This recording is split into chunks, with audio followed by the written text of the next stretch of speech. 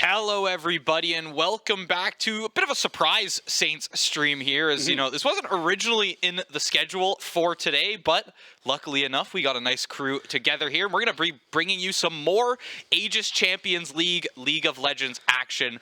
These guys, I mean, they've been fighting through this league, now through these playoffs for the past month or two at this point, and they've made it all the way here to upper finals for a rematch, a bit of a grudge match against Des Moines Yellow. Yeah, this is going to be exciting. Sorry, everybody, this is not Friday, but a little surprise Aegis on Wednesday night, of course, with this being the upper final. Like you're saying, both these teams very, very strong throughout the entire season. That's why they're here to begin with. Des Moines is currently seen as seed number 3, and then of course we're sitting there as seed number 4. When we did have the opportunity, you mentioned this is a bit of a revenge match here for the Saints. The last time these two teams did end up facing off in the regular season, Des Moines did end up taking us 2-0, but the scoreboard did not do it justice. Both of those games were within a 5,000 gold range, and it came down to one team fight that just, unfortunately for the Saints, didn't go their way. But if it's anything like that again today, this should be exciting. Yeah, 100%, and a little shakeup in the format, too. We're in playoffs now. We're in upper finals. We've got best of 5s on our We're for the log haul today, yep. League of Legends best of 5s. Listen, sometimes they can go an hour and a half, and you've got a nice 3-0 stomp. And, yeah, like you said, we might be in here for the long haul. We all know how league games can go. You know, it feels like one team is stomping, and then next thing you know, you're 45 minutes in, and it's one team fight that decides the game. And that's how these last, like you said, that last series between the Saints and Des Moines went. Des Moines, you know, taking the better of that one, but now they meet back up in these upper finals. The Saints looking for a bit of revenge today. It's definitely going to be exciting. I know we took a little bit of a look at the opponents' OPGGs prior to, and it seems like it's going to be the same roster as we saw last time, where we have, what was it, Yippee Yahoo? Yippee Yahoo Yahi or something, or Yaha. That's their jungler. He's got to, I mean, that's got to be one of those, like, that goes on the list of top, or I guess not collegiate names, but just top names we've had here on the stream. It's no, what was it, Dirty Hurdy Flirty Dirty from Rocket Hurdy League, Flirty, but, yeah. it was, that player in particular was a huge portion of the engage for Des Moines, and it was able to catch a lot of the players off guard. Like, Akashi was having such a hard time in the mid lane, just avoiding him. Even in team fights, it seemed like he was focused down over and over again, could not really get the ball rolling. And then was also an absolute menace to Rockboom and Biscotti in the bot lane as well. They could not get the ball rolling as much as they'd wanted to. Granted, they were able to come back and bring it to a fighting fits, but could not quite pull it off in the end. So we'll have to see if there's going to be a repeat or an adjustment. Yeah, the early game last time was really put on the back of Yippee Yahoo there in the jungle. And if I'm not mistaken, you know, I think he was playing Jarvan for 1 or 2 of those games. Or game 2, for sure. I can't remember 100% for game number 1, but I just remember it being so difficult for the Saints to try to work around. Specifically in those mid bushes, you talked about Akashi not being given a break. I think Akashi was playing Victor, if I'm not mistaken. Correct. It was it was one of those games where Akashi was playing Victor. He's like 350 CS, but he's sitting there at like 0-3 and 9 or something because he just couldn't get a break in his own lane. And every time you step up, you see that flag come down. The second you see the flag drop from over the wall, you know you're just in for a world of pain there as the Jarvan flies through. And that was a big part of Des Moines' early game. It's going to be something the Saints really need to look at to try and shut down if they want to be able to even just get off to a lead in a game, let alone the series. Absolutely, and I do have to, of course, confirm to see what exactly the starting roster is for this time by. However, there may be the chance that Bakery Boy starts tonight. I'm not 100% sure, of course, but the option is there. I know all the Akashi love in the Twitch chat is definitely love to have you there, but we'll have to see what happens in terms of the starting lineup, and we'll have to also see what happens in terms of draft, because between Akashi and Bakery Boy, both fantastic players in their own right, but their style of play is like completely different. You have Akashi, which he's not afraid to get aggressive, but he's not like opposed to playing that safe mage. Like he's there for the macro, right? He's there for like past 25 minutes and put his team in like a better position through that mid lane. I feel like Bakery Boy, in a lot of senses, The goes for assassin. that. The assassin, right? You know, we see the LeBlanc. We've seen the LeBlanc. Tried and true, over and over, but for good reason. Yeah, for good reason. It almost always finds its value in those late game team fights. But we've also seen the Akali from Bakery Boy, the Silas, all champions that are going to be getting in there, just getting their hands dirty and trying to find a fight in those early games, whether it be in that kind of just like that level 3 to level 11 range where you've got your level 1 or 2 ultimate, you're kind of just these mid-game fights downriver, whether you're fighting for a dragon or a scuttle crab, wants to pressure that and try to get a lead off of that, whereas Akashi is there to CS, he's there to leave lane with more gold than his opponent just because he's up 50 CS. Yeah, and then still hit like a truck, give it like come the 15-minute mark, and then just still absolutely shred. Granted, if the positioning is on point, which 9 times out of 10, let's be honest, it is. But it's one thing that's going to be also interesting. I know I've been saying interesting a lot, but there's so much to think about in League. The Saints, as of the last couple of matches, barely act like Dragon exists. Like, especially early, they're not afraid to let 2, maybe 3 of them go by before they even think about it. And as much as I understand, like, trying to, like, get the Herald instead and go for, like, a more farming, let's wait till the mid-game, that's a lot of pressure to put yourself on, especially if you get yourself onto a soul points like, 20 minutes. That's been the big, I think, shortcoming in terms of giving up those dragons is 1 or 2 dragons is fine, but there's been too many times where we see them, and I think we saw it in the last series they actually played in this Aegis Champion League, where that went to game 3, and game 2 was hard for them to even find much value in that game because there was a 25-minute soul, and they spent too much time trying to trade Rift Heralds for it, and in the end, when it's 25 minutes and it's we need to win this dragon fight or they're going to have Infernal Soul for the rest of the game. That's scary. You just can't put yourself in that position. You got to have just a little more focus towards those dragon fights. If you lose all 3 dragon fights and they take the 3 dragons, it is what it is. But just That's for scary too, though. Like, just giving it all together just seems like too much to give away. But I also see like the point as well, though. Like, say you go for it, and then maybe your team composition isn't necessarily built around like an early fight, and you do happen to give up some extra gold on top of the dragon. There's just so many scary variables. Right, and that's League of Legends, right? It's this weird balancing act all around the map where you've got, all of these different positions. You need to be pressuring all these different objectives, and sometimes you got to make the decision as a team to give something up. And the Saints, that's been the Dragons in their recent series, at least. No, 100%. And to go and be, of course, looking forward to seeing how they end up taking this one, what the roster ends up being here. But one matchup I do also want to take a look at is up in the top lane with Ricky, of course. I'm trying to remember the player off Solidified. Solidified. The other side. Thank you for the save. He was really clutch, and I believe it was game number 2. The Jax is deadly, and he knows where to find the flanks. I remember specifically one team fight near the very, very end, near the dragon, of course, around that 3rd, 4th dragon time. Just the entire fight was looking like it was going towards the middle. Here comes the Jax from behind. Rocco, you got nowhere to go.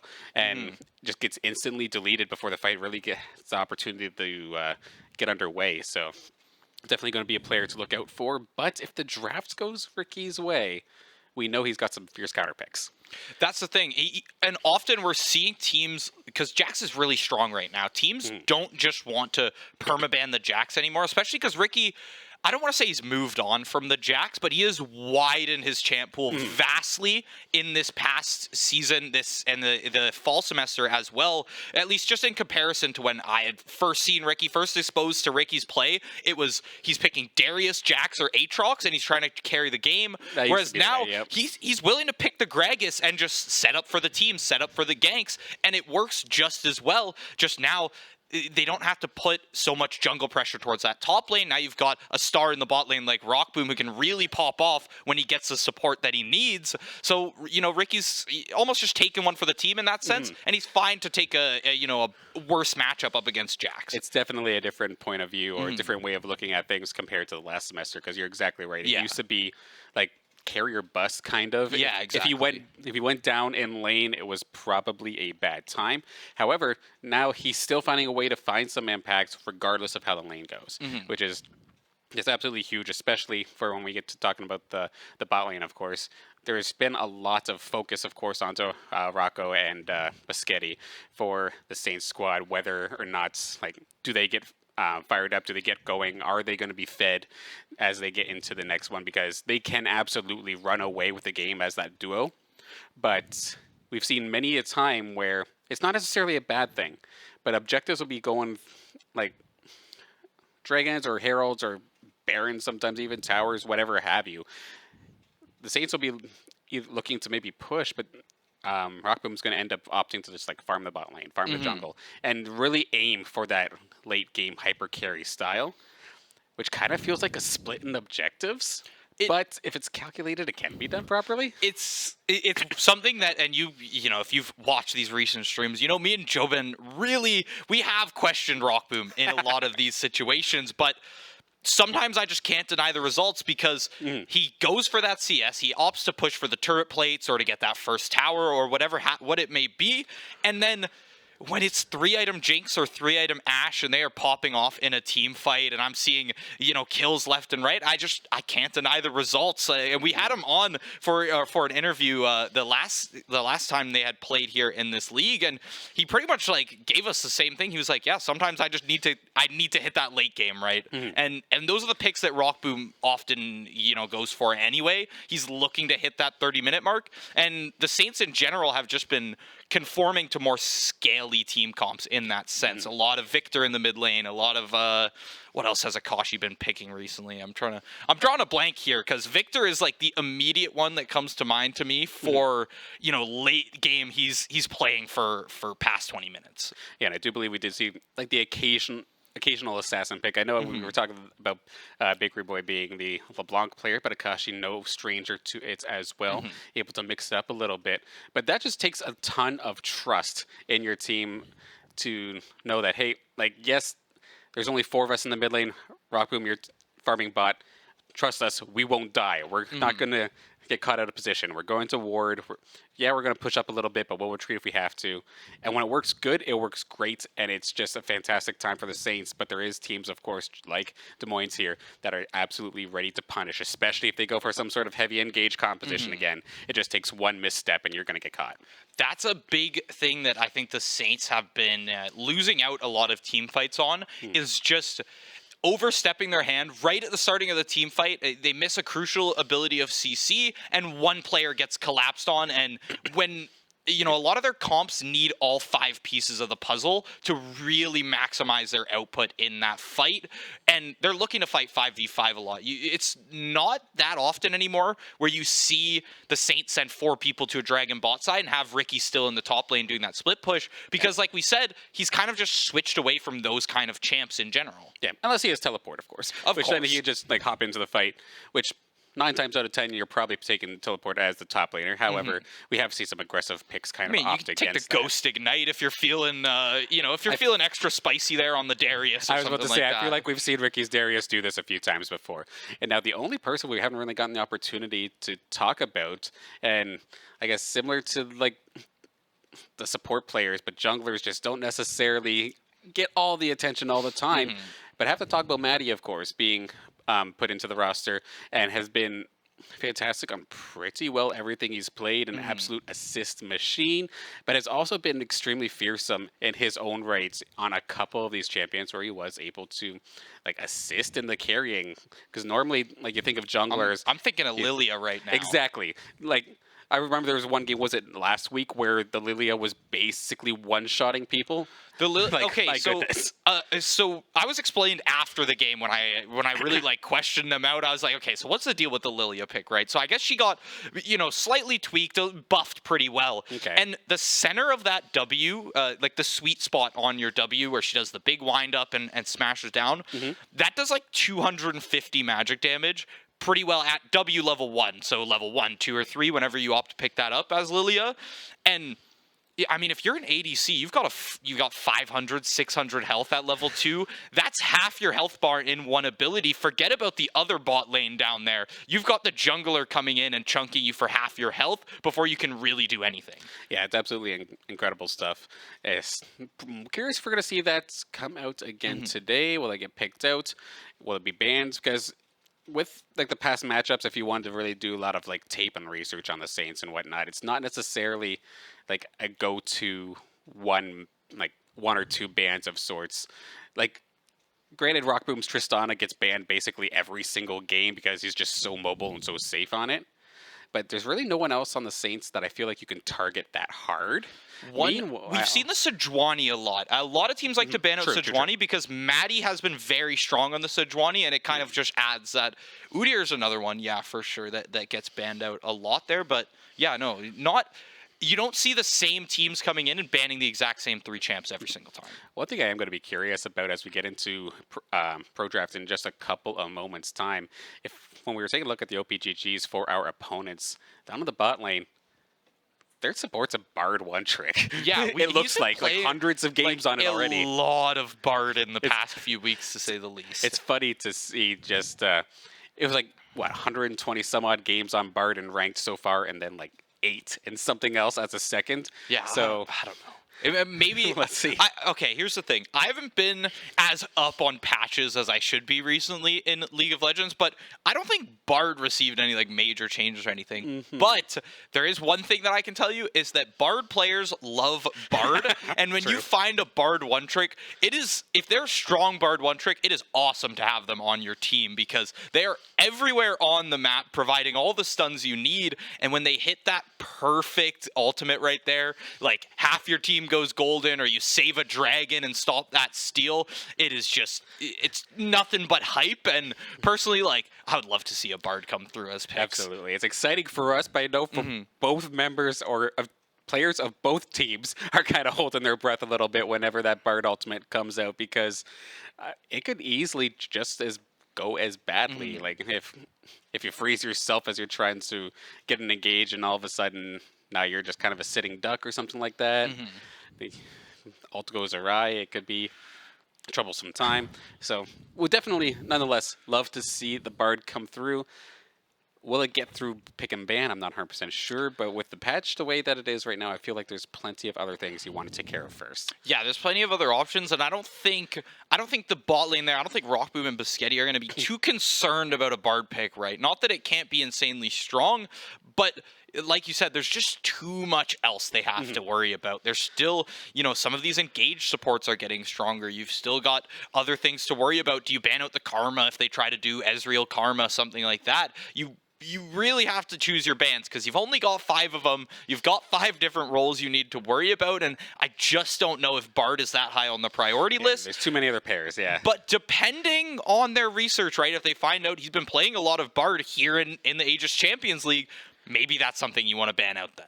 No, absolutely, because sure, we can talk about the meta game all we want, but at the end of the day, the players have to actually be comfortable playing the champions in their own right. So even though it may not be seen as necessarily a top-tier pick, that's what kind of the beauty of Collegiate, because granted, yes, there are a lot of teams that will just go for the bread and butter, the current meta of the state of the game, but there is every once in a while that one player who's just amazing. I've even seen this in Overwatch where all of a sudden there's just a random Torb player who just goes absolutely bonkers in the game. But whether it's your Lee Sin one trick, the Sejuani, we've seen the Riven one tricks, Rivens, especially Rivens, anything with a very high skill cap, obviously. But yeah, also something like the Shaco, where mechanically it might not be as in depth or as quick as doing a Riven fast combo or something like that. But you need the game knowledge, right? You need to know. You got to micromanage your clone. You got to be, learning your clears, figuring out when I can use these boxes and stuff like that. There's a ton of champs that feed into that play style of you need to be comfortable on this champ. You need a couple hundred games on this champ to really flex their muscles. Yeah, I know. Oh, and sure enough, actually, immediately, the Bard is going to be the first ban. That is impressive. They are giving this Bard a ton of respect. And I gotta be with them on that. We talked about checking out that OPGG. Us in the broadcast room, I mean, that's instant, ban out Bard, right? You see that instant ban. Clearly the team, also on the same wavelength as us. That makes me feel good, at least thinking that a few of my predictions are correct here. We do see the Udyr ban back from Des Moines, and Udyr, another one that we're seeing banned out because Maddie's very comfortable on the Udyr.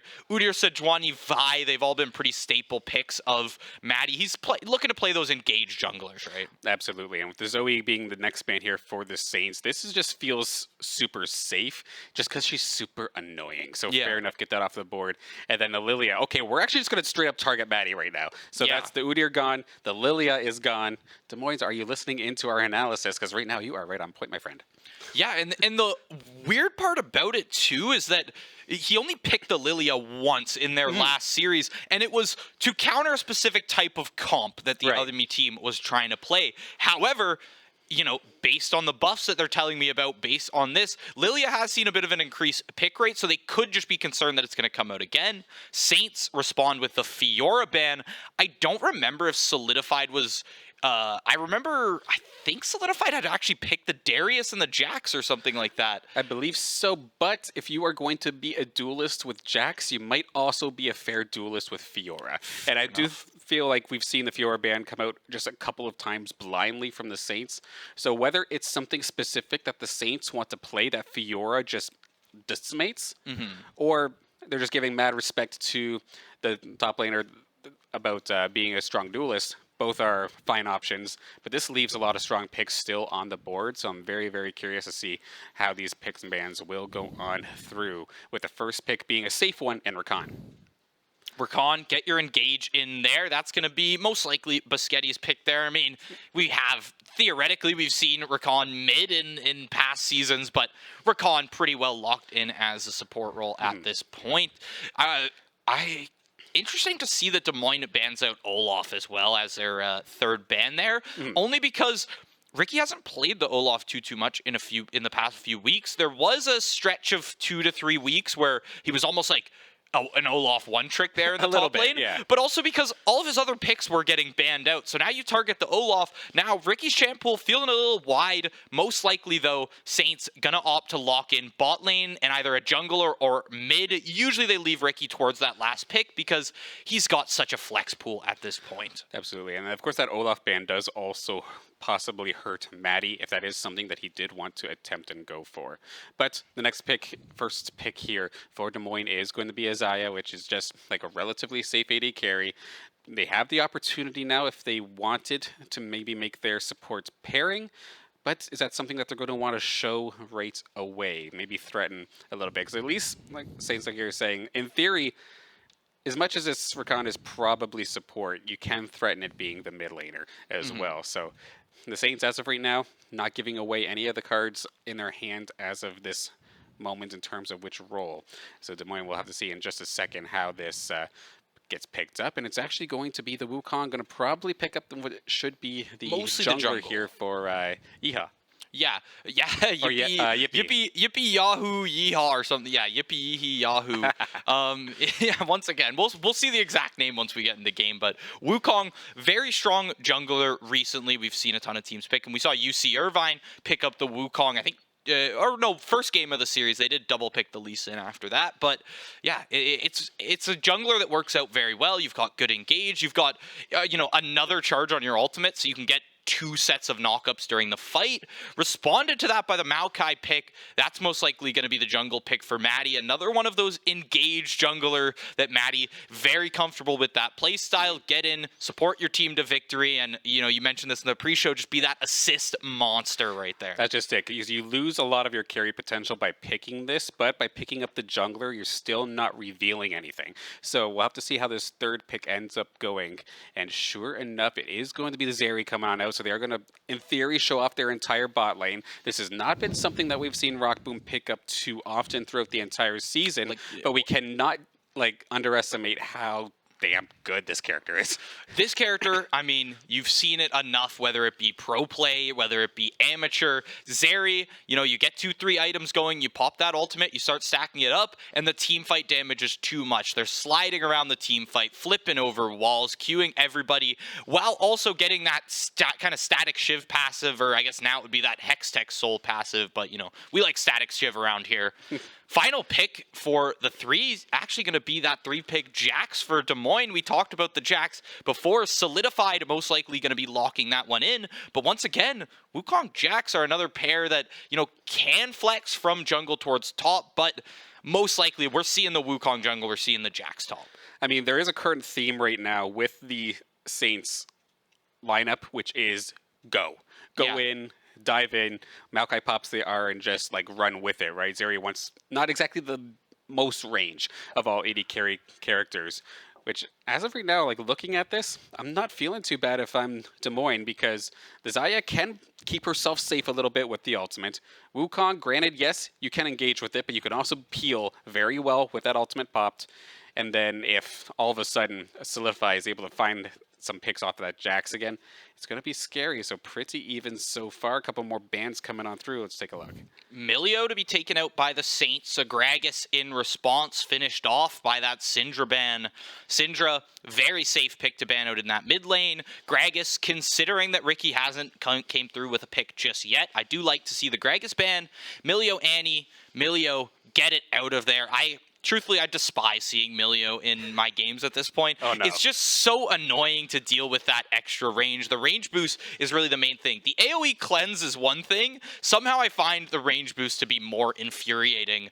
And Annie, as that final ban, I do like the Annie ban. Annie has been insanely strong and safe in that mid lane. But look at this Renata pickup as number 4. This is exactly what I'm talking about. Des Moines is basically doing some sort of counter-engage composition. Anti-engage, it feels like anti-engage composition here, because of course the Renata can keep somebody alive who gets dove on, especially if they can secure the kill and keep themselves like alive past effect. And it looks like we're just going to keep on the engage train here, as it is going to be Ricky's Scion, which is something we've seen multiple times throughout the year.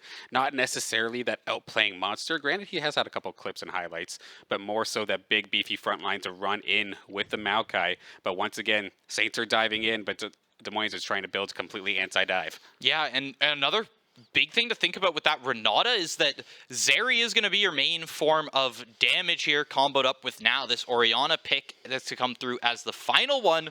But you know, you hit a berserk onto Zeri. Zeri starts attacking your teammate. If they've popped ult, they're going to have those chain attacks. It's going to be bouncing all throughout your entire team. You could have a situation where you've got Rock Boom that ends up wiping half the Saints before the fight's even really started, before anyone's really engaged. And that's going to be the LeBlanc as that counter pick to Orianna in the mid lane. Yeah, that Orianna shield is basically the only thing of safety. It feels like up against that the Saints really have. And let's be honest, the Orianna wants to be using that the ball aggressively for some strong shockwave positionings. But there are just this entire squad, with the exception of the Renata Glask, are extremely mobile, like very elusive. And if you're going to be diving in onto the attack, that is going to be extremely scary for the Saints to have to deal with. Granted, if they do get the death ball done right, they could absolutely wipe a team fight in a combo, but they are relying a lot on a single combo. We'll have to see what happens as we get into game number 1 here in the upper final for Aegis. Yeah, I mean, you look at these ultimates, Saints are looking to play for combo out the ultimates. You get that Orianna combo, you get Biscotti in there with the Rakan. He starts, I mean, he charms up more than a few, and you can find a decent-sized shockwave. It's just going to take coordination. This makes so much sense now. It's not Akashi. It's not Bakery Boy. It's Zephyros. This is Zephyros, or aka Blaze, as we see here, which, of course, one of the first times I've gotten to actually see him compete here in this semester. A completely strong mid laner in his own right, so it's nothing to knock against him, but he is that utility player, and it is going to come on through here for the Saints. It's going to be interesting to see how this ends up going through and how the depth of roster comes to play here for the Saints. Feel bad that we didn't really get to analyze, as we have actually a little bit of an action, a little bit of a fight right off level 1. This Jax Solidified is going to come in, find the stun onto Maddie. Flashes are traded, but it's first blood to Yippee Yahoo. He's going to take that on the Wukong any day of the week. 400 gold in the back pocket. Start Des Moines off with a gold lead, and everyone heads back to lane. Yeah, Saints did not really have much in terms of burst damage. Now, granted, they probably didn't see their teams coming. Of course, we have the beautiful ability of seeing everybody's point of view. The Saints and the opponents do not, but Ricky's having fun with this emote. Yeah, just right at home there in that top lane. But yeah, Saints went for it, but they had absolutely no burst damage. As soon as that counter-strike came through from Solidify's Jax, it just locked up Maddie and just immediately took him off the board. So a little bit of a rough start here for the Saints off the start. Yeah, I think Maddie just took a tad bit too much chip damage at the starting of the fight before Ricky and Zephyros had really kind of accepted that they were going to go in on that Wukong as well. Look at Ricky here, though. This could be looking for a nice little solo kill for Solidified. If he's able to keep these trades going, flash in, he's going to find the last auto. Ricky from the grave. He's just going to secure up that CS. Doesn't want to put himself in too bad of a position later on in the game. Yeah, the Jax will just be able to stun it and it'll be gone. So good on them to use it for the CS, but for an immediate solo kill like that, that is extremely scary here for Ricky and for the Saints as a whole. Because usually the longer this game goes, Jax just becomes an absolute menace. But this that was a level 2 Jax. Level 2 Jax, I mean, you're up against a Scion, right? There's not much to return. Yippee Yahoo hasn't backed yet. Is still just going to have his jungle item, but they are looking for a gank towards this mid lane. Sephiroth seems to be safe. Flashes exchanged in the bot lane. Dodge up Biscetti's knock up right there as we hope. Flash is down for the Xayah right now. Look at this root in the mid lane. Yippee Yahoo looking for another kill. Sephiroth, can you find it?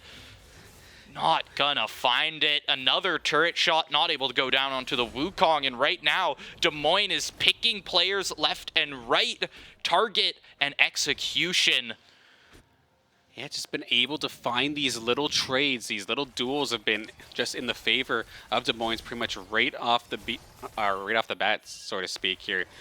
As just beautiful temptation there from the LeBlanc on the side of Moines just to sit around with just a tiny little bit of health that makes you want to do that one final auto attack. And unfortunately there for Blaze, just immediately takes him down. So that's 3 kills unanswered over to Moines within the first 5 minutes. Not only kills, but look at the summoner spells. You've got both sums burnt mid. You've got a flash burnt top and jungle. The only ones really holding on to much is Rockboom and Biscetti right now. They've been able to burn up the flash from We Hope there. That's going to help out a little bit for the engage later on, as We Hope not going to have anything to really dodge up that Recon W should he try to get in and get that knock up. But, I mean, you've got a Wukong off to a 2-0 start. First blood on top of that. He's starting to control this map and control these lanes as well. And, I mean, if this keeps going here for Yippee, it's just going to turn himself into another threat that both Blaz and Rockboom and Biscetti even have to worry about. Not necessarily one-shotting, but doing a solid combo, doing maybe half your health or so before your other team or other opponent even shows up. His 2 kills on the board, so he already has a couple of items, or 1 item rather, built up under his belt. All these next couple ganks, if the Saints aren't careful, could really hurt. Yeah. I mean, given that he had to find that back as well as headed to a few more lanes during his time on the Rift so far, he is behind in CS, but you take a look at that gold lead. 700 gold up. The 400 from the first blood, the 300 from the kill mid. He's able to get that Warhammer. That's going to give him some AD, some ability haste, speed up his clear a tiny bit as well. And, you know, it's 25 AD to start off the game. Anything extra helps you out there. Granted, the one thing that the Saints, I think, have in the back pocket is the longer that they can defend and the longer this game goes, I feel like their team composition will scale a little bit harder over time. But with the way that Moines is playing right now, it's punishing that. And if they get themselves to such a lead where they can finish this thing before like 35 minutes, they're in golden position. I think the Saints' main concern is just this Renata Jax. Will that end up going into the late game? Look at this knock-up onto We Hope. We might have a bit of a skirmish down here in the bot lane, but Yippee Yahoo is in. Rockboom, he's deep into the enemy towers. He realizes he's made a mistake, but he's hopped over the wall. Use that blast cone, make it to safety. Meanwhile, mid, Sephiroth taking just the worst of these trades right now as LeBlanc just so safe trying to get in there. Might even be able to find something, but Rockboom collapsed on by 2, and that's 3-0 for Yippee Yahoo right now. This Wukong, unstoppable. He is a terror on this map. I mean, a valiant effort there from Rockboom to get out of there, but unfortunately was stuck between the rock and the hard place. You get away from the Wukong, well, guess what? The LeBlanc is right there to burst you anyway. Nothing you can do there, and that's just going to put another kill, like you said, right into the pocket of Yippee. And just make that Wukong just that much more deadly. We saw the gold lead even prior to that kill. It's probably closer to 1,000, and 1,000 gold this early into the game is absolutely devastating. And they're going to end up getting the dragon on top of this too, which is just going to continue the snowball, the W's basically here for Des Moines. I mean, you talked about scaling a little bit harder. Obviously, you've got an Orianna, you've got a Zeri on your side. Sion's got infinite scaling under his belt as well. But the issue is if you let a Wukong get a little bit too fed, there might not be any game to scale to. This could end very, very quickly if Yippee Yahoo is able to just do exactly what he wants to do and continue with this domination right now on the Rift over towards the bot lane. Biscetti's back. He headed mid for a short while. Yippee Yahoo's up here top. It looks like Ricky, I mean, he at least spots that out. He's going to let this bot lane know that they can play a little bit more aggressive should they want to. Rockboom has hit 6, but Biscetti a little bit behind him in terms of that. And realistically, you need Biscetti's ult there to try and make this engage. We do see a shockwave around mid. Yippee Yahoo forced to burn the flash. Look, everyone's nice collapsing flash. Mid right now. That's going to be a shutdown over to Ricky. 600 gold for him, and you take him down. Now, Rockboom skated all the way over mid. He's trying to finish off Sanakin under the tower here. Sanakin trying to make it away. The auto at the end. Finish it off. The tiny tap with the auto to finish that off. Rockboom takes down Sanakin, and suddenly the gold lead not looking so wide for Des Moines anymore, as they are going to pick up a Rift Herald as well. We hope, trying to get as many plates back on the bot side as they can. Okay, that was so greedy from the Saints, but they did end up pulling it off. That was moments away from being a disaster. Had Rockboom gotten down, there may have been another player or two that would have been able to maybe rotate over to that Herald and at least kind of pressure it a little bit. But being able to take care of Sammy just in that last possible second, so huge, and especially to just kind of jumpstart Rockboom again, because had a relatively slow start after that first initial gank there from Yippee, but now looking like they're feeling confident. This is what we're looking for. Here comes the gauge. Knock up onto We Hope, but they can't follow up. You see Biscetti still sitting there at level 5. He needs that ultimate to really make this happen. Rockboom ult down as well. He burned that up last fight. Not that it wasn't a great engage there, and it is going to get them off the tower. Look at this engage here, though. Knock up onto Zephyros. He's going to be forced out to use that flash. Biscetti and Rockboom have to move up to try and give him some support here. But Maddie, he was at his Krugs the whole time. Zephyros moving towards the safety of his jungler as Yippee Yahoo moves back. They do pick up that Scuttle bot side, so they are going to have some good vision towards this bot side of the map. Maddie now, he's going to have to stay out of Scuttle vision there if he wants to make possibly an invade, possibly a dive happen here. Okay. He's actually just going to spot out Yippee Yahoo. They're going hunting for this. There's the charm to come through. Finally, Biscetti's found his ultimate there. Maddie with the Nature's Grasp to help it out. Berserk, it's not going to hit Rockboom, though. That's the main thing you're looking for, but the damage from Sammykin is too much. Biscetti and Maddie, you're stuck in the blue buff right now. There's nowhere to run. Maddie forced to burn up the flash once again, and Biscetti and Rockboom lose their lives for, you know, a little bit of a greed onto that blue buff. Yeah, they got the blue, they got the one, but they could not get the rest, and it really paid for them there. Unfortunately, there for the Saints, we saw Blaze, or Zephyros, I was sweeping call him. We'll call him Felix too, so he's a man of 3 names. But he was so close to rotating to that blue side and being able to deliver the Orianna ball. But as soon as he got there, the target he would have wanted just ends up falling and just could not quite get the job done. So the Saints are going to end up losing too after that blue invade, as we now have about another minute or so. It's going to be another Mana Drake, it looks like, coming up in a moment's time. The one thing that Ricky can feel good about here is now he's got a good gold lead, a good CS lead onto Solidified as well. He can continually shove this wave, and he's going to be up plates as well. He's picked up close to 2 now. I think he just knocked down that second plate for himself. And you see Solidified forced to back up. He has to make this back. He has to burn the TP, but that's just going to give Ricky a little bit more time to grab a little bit more CS and a little bit more gold towards the bot side. Yippee Yahoo wants to make their name known in that bot lane, but Rockboom and Biscetti not having it just yet. They're not ready to have another gank head their way. As I say, Biscetti, you're feeling quite confident, my friend, and that was kind of scary. That was a 3-on-2, and you're just poking the bear. Thankfully, it didn't swing at you this time, but maybe next time it will. He's got Divine Sunderer now. They're going to be doing damage. You see Leandries and Divine Sunderer on that side. 2 full items. The only person to find their item is Ricky. But that's not even a mythic. Look at them under tower right now. Pleasant, we hope. They're doing a lot of damage. Maddie, you're low. You want to make sure those feathers don't get pulled into yourself. But Rockboom in a tough situation. Here's Yippee Yahoo to come in. He's not going to dash over the wall. He's going to dash through the lane. But you can't kite out the Wukong. He's got dashes to work with, and more than one at that. Geez, some over-aggressive plays again going to end up biting the Saints here, thinking that they can turn that under tower with the assistance of the Rift Herald. Granted, yes, the Rift Herald tanked a bunch, but Maddie was already chunked down to less than a quarter before that fight really had the opportunity to even get started. So you had no real front line to really block for you from the rest of the champion's abilities. Rocco just got kind of torn up as we see Blaze here. One little LeBlanc combo, and he's got get himself stuck taking the other way. Does have some help, however, here. Biscotti looking to counter-engage, and it just gets popped instantly. That's just LeBlanc right there. I mean, you saw that the first combo did pretty well, half his health. Why would you think the second one wouldn't as well? Biscotti tries to make the save for Zephyroth there in the mid lane.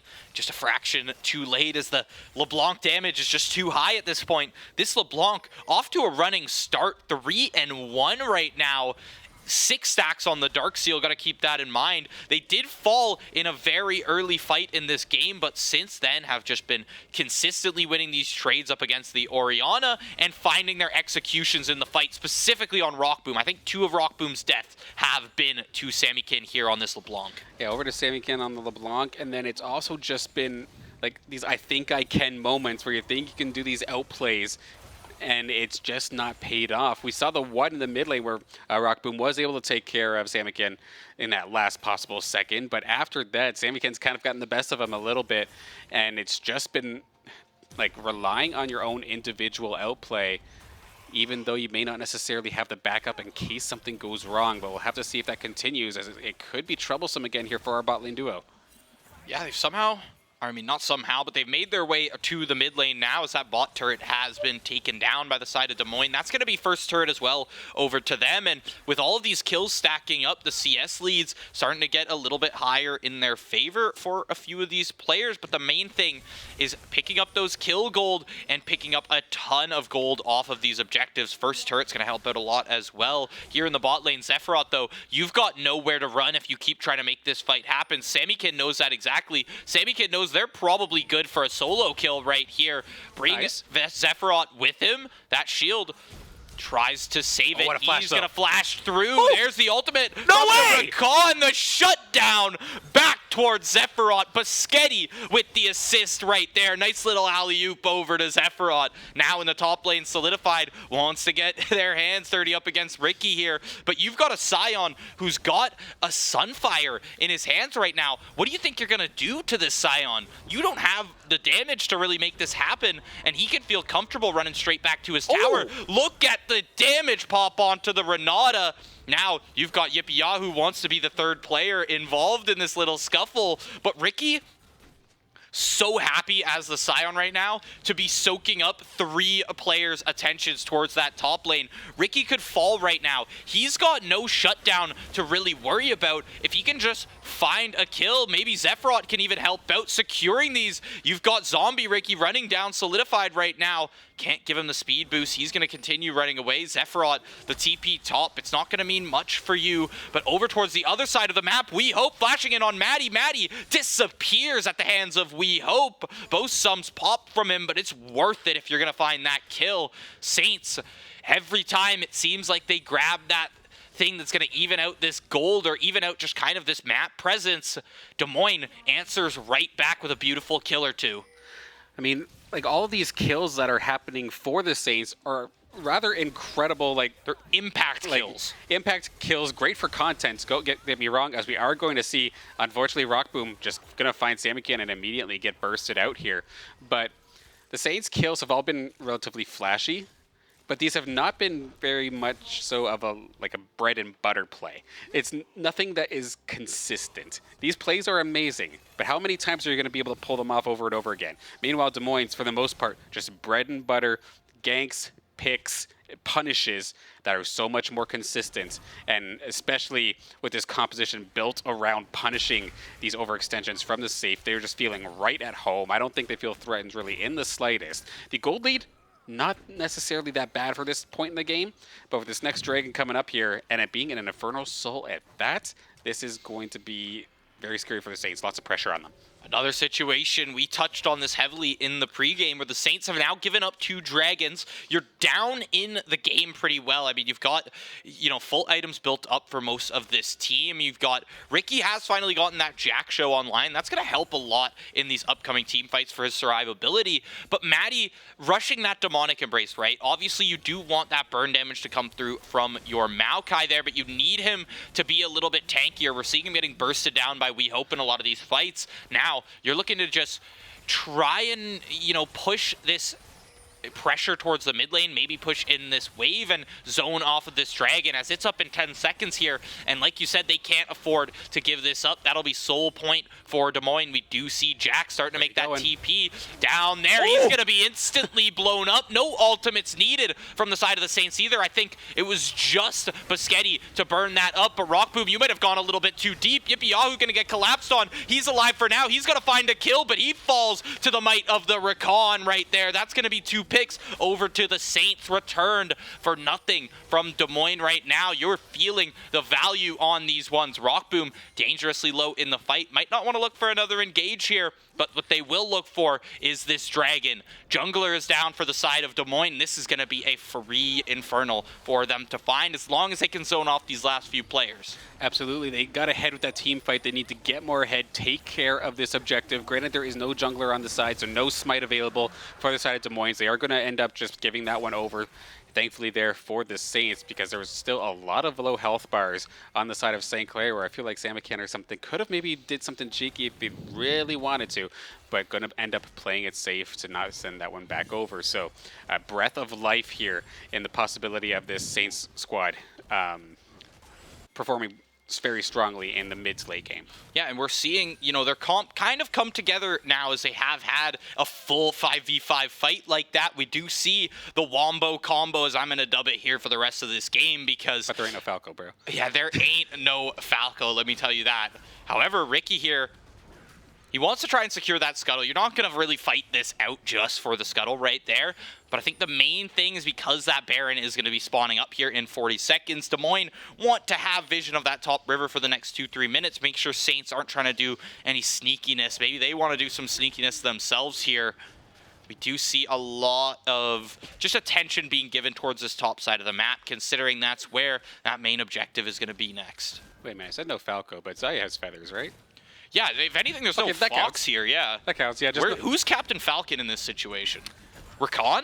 Never mind the character, it's just Ricky. Yeah, fair enough. Ricky could be Captain Falcon with the way he has his charisma throughout the Nexus all the time, especially at the ping pong table. But we'll have to see as we go on here into this mid lane, just back and forth. Good little push coming out here from Des Moines. Some backup is available, but a little bit of peacetime in the midst of the warfare, as this gold lead is just shrinking here for the side of Des Moines. St. Clair slowly but surely getting themselves back up here. And there we go. I like the adjustment here from Blaze, just able to play outside of LeBlanc's ranges just a little bit better, because there's been a few times where he's nearly put himself in trouble just being a little bit too close. And I mean, we saw it. It ended up actually being turned into a kill for himself, but towards that bot lane, he was fighting just a little bit too far up towards the mid or the bot bushes there. While he had no tower to run to, it took Biscetti to come down, burn the ultimate, and luckily find a shutdown for themselves. But that could have been flipped in the complete opposite direction. Absolutely. If Samican got another Q off on to Zephyros right there, right? You're just a little bit too far up, and he's trying to brawl with a LeBlanc, who realistically, you're not hitting a LeBlanc with that many abilities. You need to wait for them to burn those cooldowns and try to pepper them down with autos. But nonetheless, you just don't want to be in that fight as an Orianna to begin with, right? You're here to set the ball onto Ricky or Biscetti and try to get a mean shockwave during that team fight. That's what you're here for. You're here to provide that utility and, a good chunk of burst damage at that, but you're not going to match up to LeBlanc in the 1v1. Absolutely. I don't care how good of an Orianna you are, you have a split second to put the shield on yourself when the LeBlanc goes in. Look at this engage. There it is. The engage goes on through, and actually Rockboom finding a little bit of a time to shine. It's going to be the shutdown on to Rockboom, exactly where the Saints want this gold for the late game. And Rockboom, he's feeling it a little bit. The Maokai ult is going to come out as well. He's just going to send it all the way through the middle of the towers. But eventually, going to retreat, just get this tower and take your victory and don't get punished. Biscetti spotted out by Samican. Not going to be able to get bursted down just yet. It's still a Rakan. He's got some good health to his name, a little bit of resistances from those support items. Not going to be, Ricky or Maddie here in the team fight, but he's got tankiness to his name. Now, with a pick on to the bot lane, they aren't going to look to actually make this Baron happen. I was a little concerned. I was like, no way they're going to try to make this Baron happen with the jungler still alive. But securing that scuttle going to help as the next 2-3 minutes you've got, vision towards that top river. You're not going to be worried about Des Moines moving up there. A minute towards this next dragon. It feels like we just had that last Infernal fight, but here we are 5 minutes later. We've now hit that mid-game area. Both teams almost dead even in gold. 200, 300 gold apart right now. I mean, this is the series we wanted, right? We talked about it during the pre-show, how the last meeting between these two teams came down to just one team fight at the very end and could not get the job done. Des Moines being able to do it twice in a row on us, of course, and the Saints looking for revenge. It's shaping up to be just like our series, extremely similar. Rock Boom, though, look at where he's at. That's very scary. Solidified in the bush, could get the flank on a little bit far away now. The Saints, though, I like what they're doing. They're not spreading too much. Your plan is the death ball. Stay as a death ball. No, I love to see the Saints, and I love the instant, as the second that wave is pushed through, Rockboom moves down to that bottom river bush and, just links up with the rest of the team, making sure he's not going to get caught out in a position like this. You see, he's pretty far up right now, but you can feel comfortable because you have Maddie standing there right beside you. You know who can't feel comfortable? Sketty when there's a LeBlanc on top of him. That is a huge engage and a huge pick to be able to take it out early. Rockboom, nice. You need to kite this out. Look at the Berserk. It's not going to hit up Rockboom just yet, and he's going to be able to do a lot more damage throughout this team fight. Ricky Lafleur still alive and kicking. Look at the feathers, and Sammykin with the combo. He's going to help out. Somehow, Des Moines flipped this team fight on its head. It's coming down to the wire here, but Ricky and Zephyros are the last alive. We've got a 3 for 3, a 3 for 4 there, as 4 kills. Des Moines finds only 3 from the side of the Saints. They're going to pick up this dragon leading to Soul Point right there. A huge fight for Des Moines to win, and an amazing pick from Sammykin. Look at this. He's going to pop up that W we hope is low. He's not going to be able to steal that one up, but he does find a double kill. Soul Point to Des Moines, double kill. Back over to Zephyros on the Orianna. Oh, and that's why you take teleport, get yourself right back into the fight full health, and does punish the very, very low health bars of Des Moines with that. But that team fight as a whole had absolutely zero business of being that close. And this is extremely aggressive coming out here from the Saints. Sure, the bot lane is gone, but you still have to deal with the Wukong.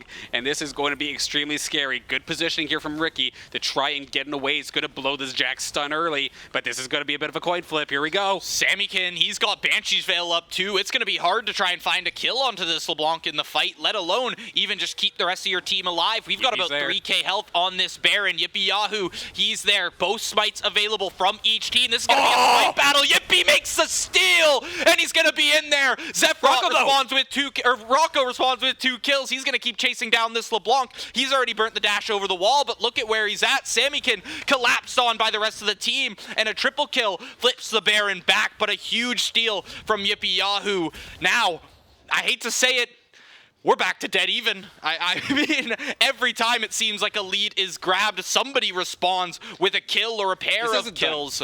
Now, we've got 3 players towards mid. Might want to engage onto the bot lane from the side of Des Moines.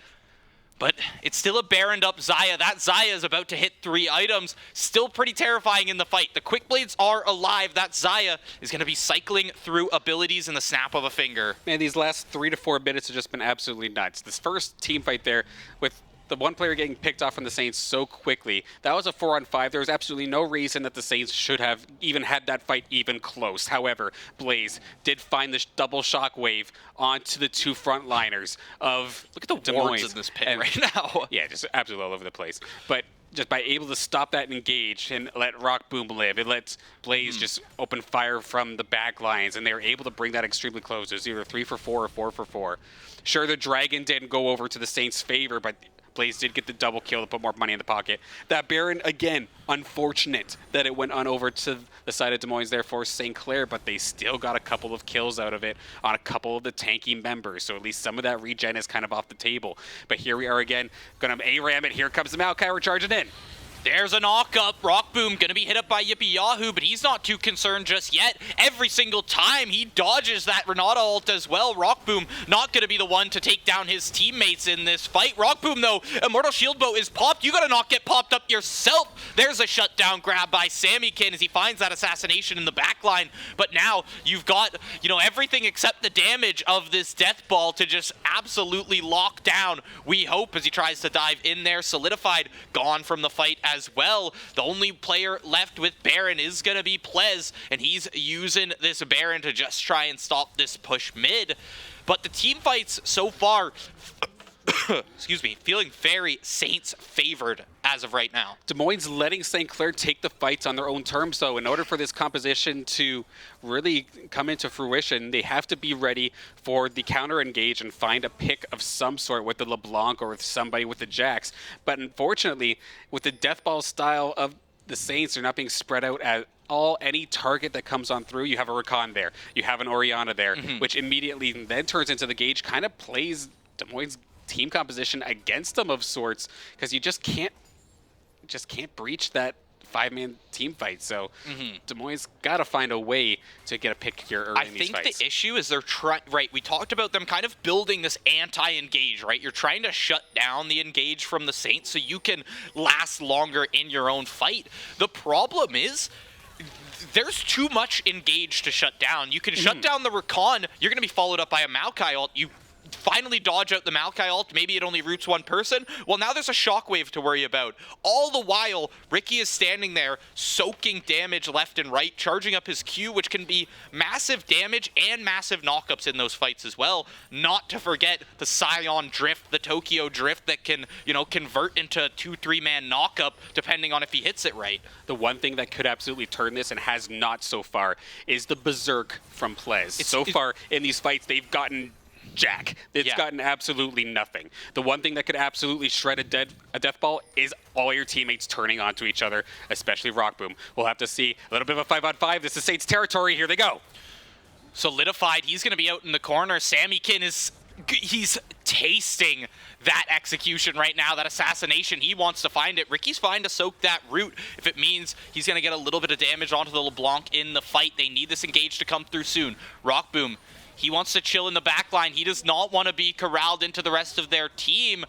So far, the poke going the way of the Saints, but this is going to come down to a fight in the river. Ricky charging up that Scion Q. He hits 2 for the knockup. That could be the start of it. Nature's Grass is going to hit 2. The Berserk dodged up by Rockboom once again. Like you said, that's the main thing to turn the tides. The ult comes from Rockboom. 1 kill down, 2 kills down. Rockboom shut down by We Hope, but the rest of the Saints follow up in response. There's only one Des Moines member left. It's Sammykin, and he is all on his own.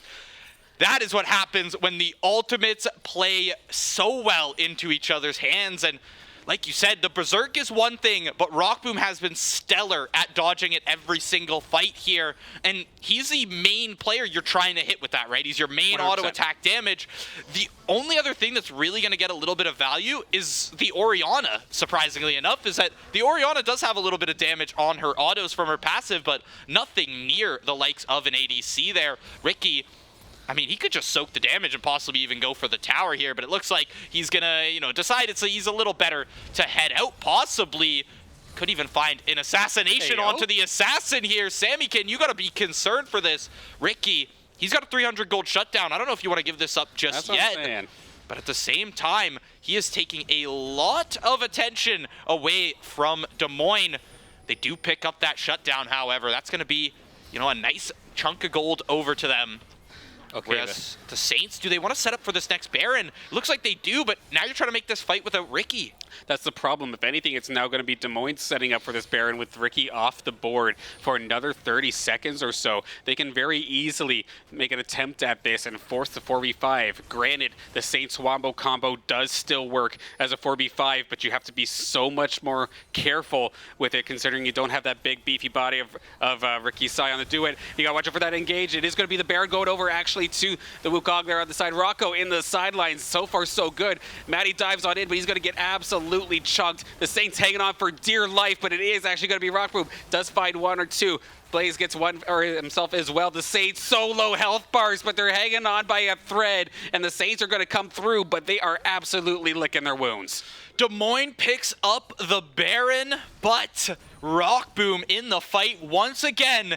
The Berserk needs to be dodged. That is priority number one for Rockboom right now. After that, it's just make sure you don't get blown up. And with Sammykin being the first pick of the fight for the Saints, he is not concerned at all. Yes, the Wukong's going to have a lot of damage, not enough to pop an ADC with a Mortal Shield Bow in the back pocket. They're shredding this. They are absolutely destroying the Nexus right now. The Saints are looking to take game one. The Saints have made it to 30 minutes, and Rockboom 12-7 on the Zeri has come through in the team fight and really pulled this game together. Des Moines, very early lead in this game in a lot of sense. I mean, pre-15, Des Moines had a 2-3K gold lead consistently. I think finally somewhere around that middle stage, a lot of people will misuse this, like the term of dive, or they misuse the idea of dive, saying that, oh yeah, we just go in, we just dive a target. But at the same time, especially near the middle stages and especially into the late stages of that game, the Saints were actually being extremely patient with it. Just because they could go in, you saw me, or you probably heard me getting excited thinking that the attack was coming on through, but they waited. They hesitated. Right near mid as they move towards that last dragon, right? Yeah. Yeah. Just because there might be the slightest of opportunities, it could still be an overextension. And they did not pull the trigger until they had them funneled into the river. Granted, the fight was still like very back and forth of sorts. And near the end there, that last team fight, they got out with like slivers of health on each of them. But the combo worked, and they were able to seal the deal, and the Saints are going to go up 1-0 in the series. Yeah, and off of a Zeri pick, too. Very wild to come through from Rockboom. Definitely different. Here. You know, something that maybe he's been keeping in the back pocket right there. You never know, because, you know, typically we talk about the Tristana enough, but we see a lot of Jinx from Rockboom. We've seen even the Xayah from Rockboom himself there, and, you know, Zeri proved me wrong. I mean, it's another hyper-scaling ADC. It works pretty well into Rockboom's playstyle, and you know, typically you see a lot of the Ezreal players like to move on to that Zeri just because, you know, very similar, I guess, what's the word, like team fight rotation, right? You're trying to just kind of space yourself out, get your Qs, and, you know, you don't have a typical auto like that. But either way, the value is there. Absolutely, and it has that extra little bit of mobility that we know that Rockboom loves. If the Tristana, which did it get banned in the last game? I don't think Tristana was banned out, but I think they might have just had this kind of Zeri comp put together long before the bans came through. Yeah, 100%. But again, it does, that champion still does have that extra mobility that, of course, Rockboom likes, where the fight starts to swing in his favor, and he can go for the kill shot. And the entire squad so far. And mad props also to Blaze, a.k.a. Zephyrat, a.k.a. Felix, because the Orianna ball, not just strictly used offensively, but alongside the Rakan, was such a huge deal with making these Saints fights not only just a wombo combo, but also extremely sustainable. They were able to outlast the Jax damage. That Jax did nothing in that late game. LeBlanc could not find a pick to save their life past 15 minutes, and even though the composition was kind of built to catch the Saints engage, they then couldn't do anything with it.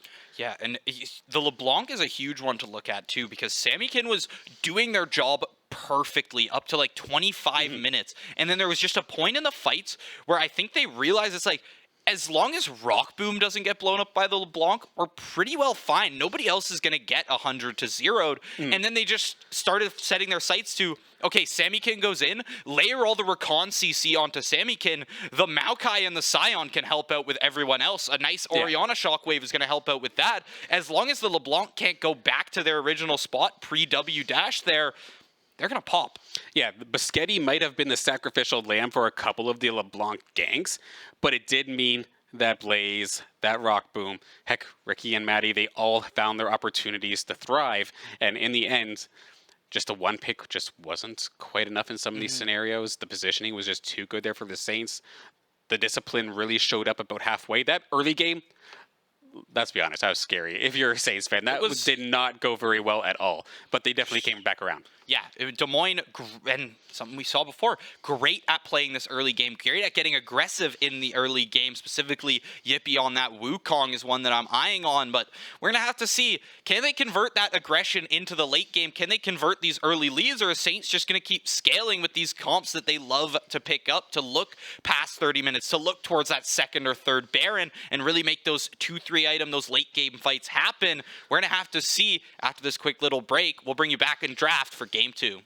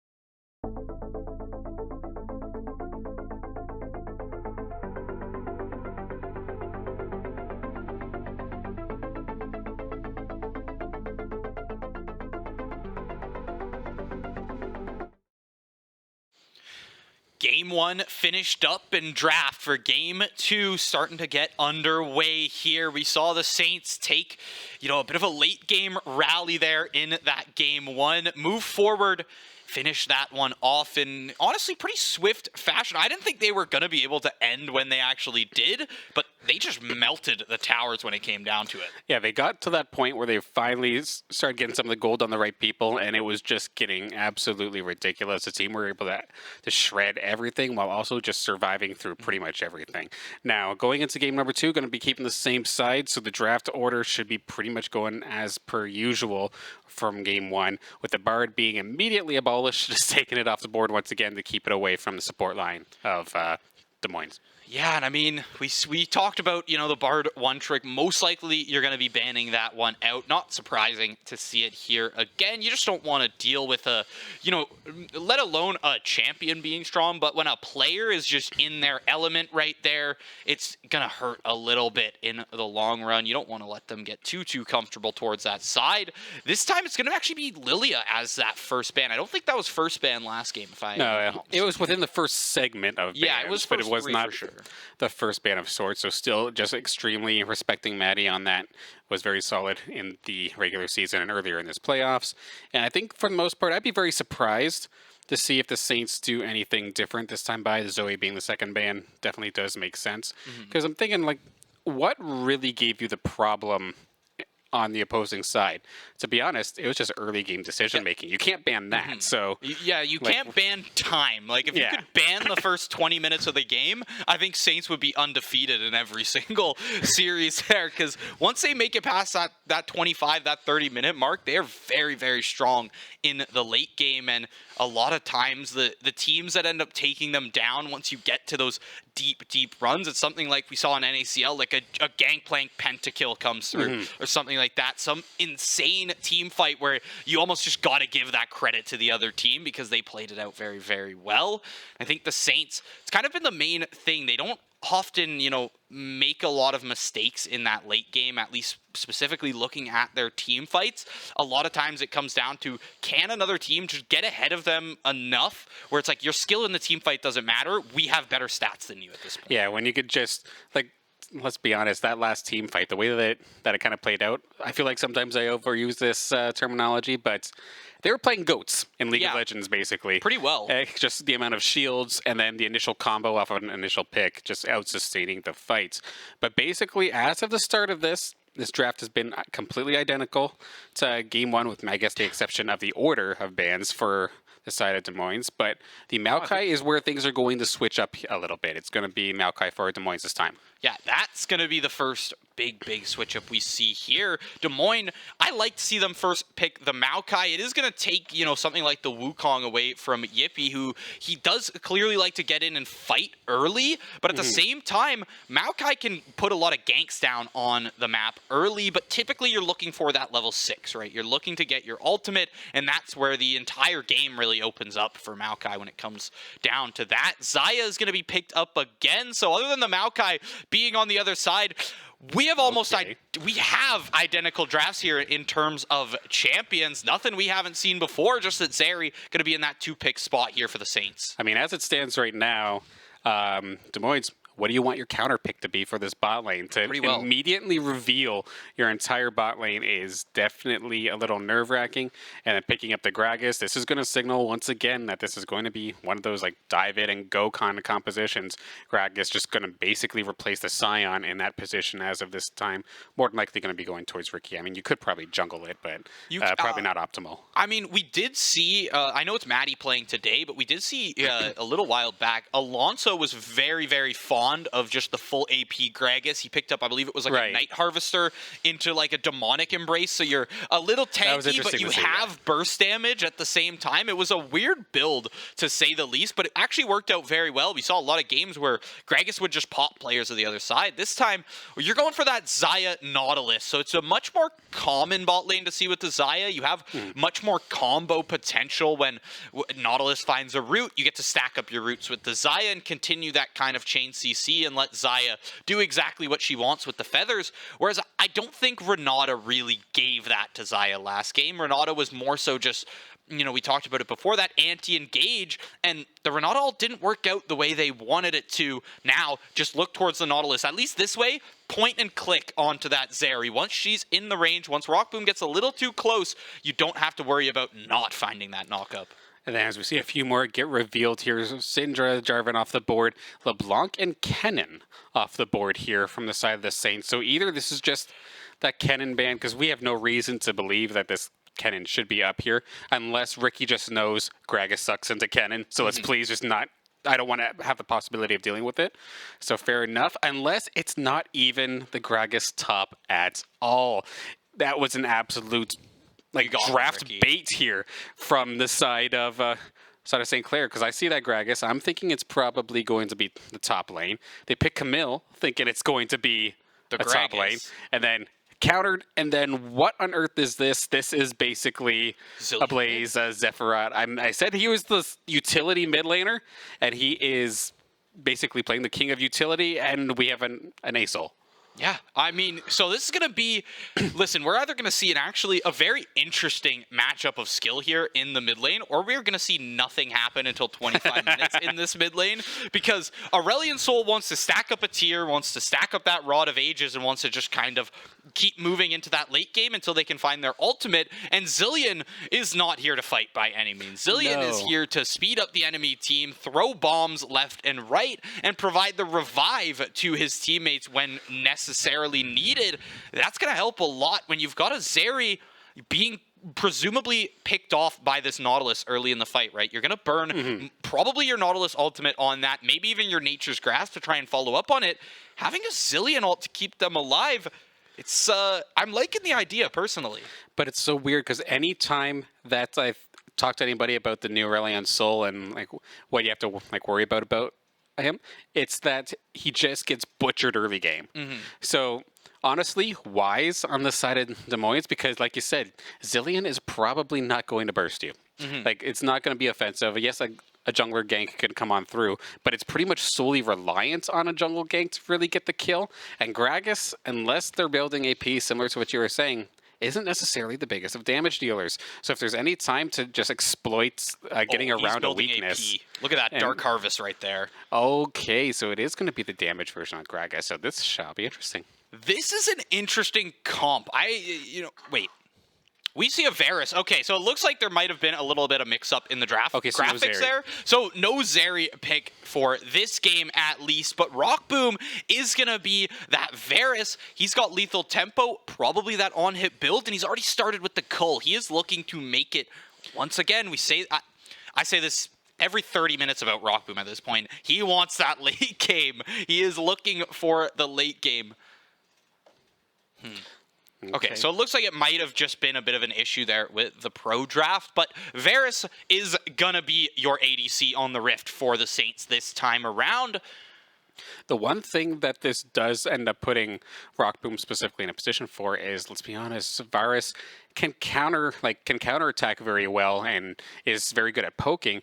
However, no mobility in the slightest. Zero. So this Blaze Zilean makes that much more sense if you're going to put a revive on an immobile AD carry that can do a boatload of damage. So this does make a little bit more sense compared to the Zeri. Granted, the Zeri would have made sense as well, but this makes a lot more sense to me.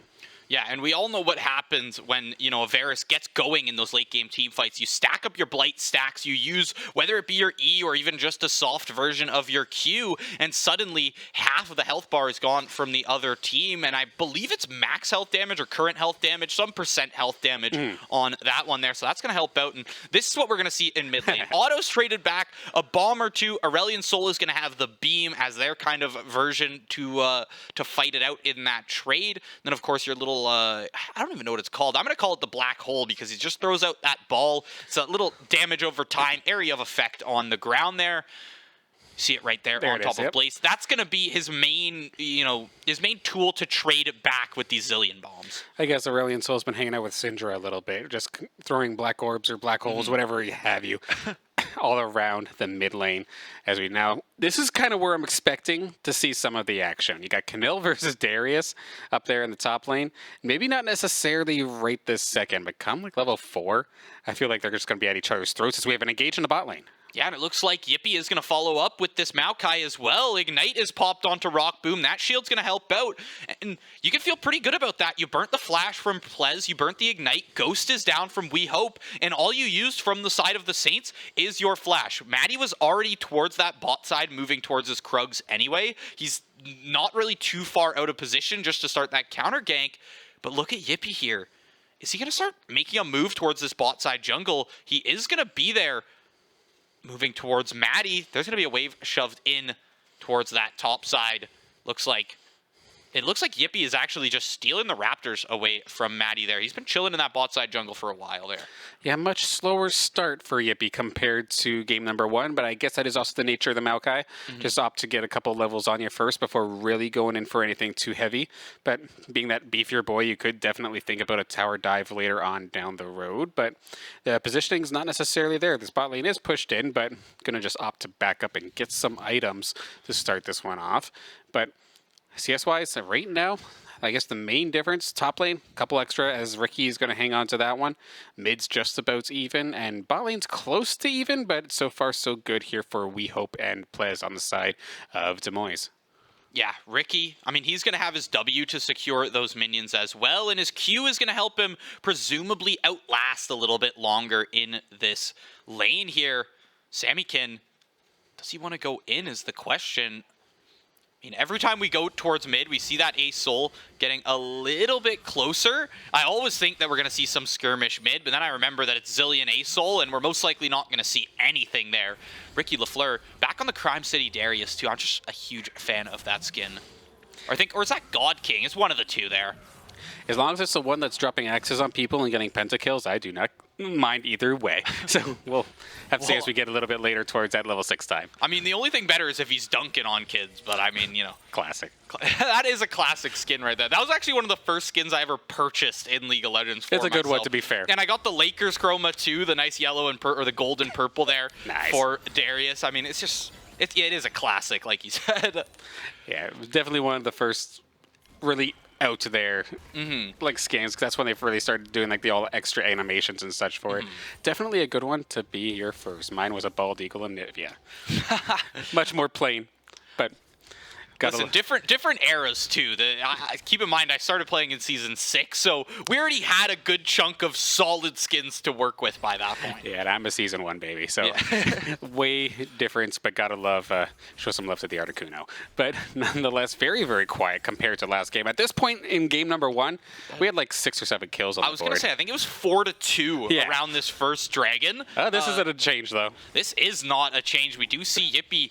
I mean, using the Maokai, you have insane sustain here. He could probably solo this dragon if he really wanted to, but you've got the push down bot. You have so much priority down bot. Even with all your sums burned early, the priority continues as they just keep shoving out this lane. And, you know, Varus Rakan, they can't really step up onto a Nautilus specifically here. No, but you can fire off a charge Q. So I kind of like the idea that Moines did go up to help the jungler, because it could have caused trouble. Speaking of trouble, it looks like mid lane would have us a little skirmish happening here. Yeah, flash comes through. Ultimate not going to be landed up by the Aurelion Soul either. Buscetti, he's going to burn up that ult. Zillion ult on top of him. Blaze pretty low here. Zephrot low in the fight, but it's going to be just a null engage in the end towards mid, and you burn the flash off of this Maokai. The one thing you do see is, like, you're going to see Plez and you're going to see Yippee Yahoo here. They're going to be comfortable just burning that flash whenever they're in any kind of danger, because they have Hex Flash. Half of the time, you're just going to be playing with that Hex Flash up anyway. Obviously, the regular flash, you know, it's a much nicer tool to have, but they're not concerned about burning it is the main thing. You already see 15-second cooldown on that Hex Flash. Plez is just going to use it to get around the map here. Yeah, it could just threaten so many extra angles and just threaten aggression, even if you have absolutely no plans on being aggressive. So definitely something that Buscetti and Rockboom have to keep an eye on.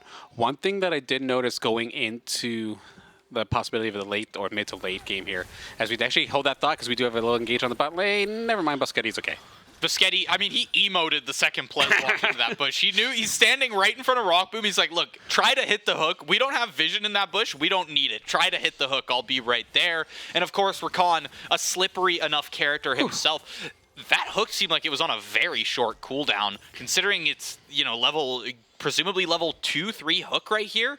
I don't know, but could just be me. Sometimes the time does fly when you're here on the cast. There's the ultimate, the Hextech ultimatum onto Zephyros, but will he survive? Bombs on top of him, health solidified. Woo! First blood goes over to Zephyros, and the trades back and forth.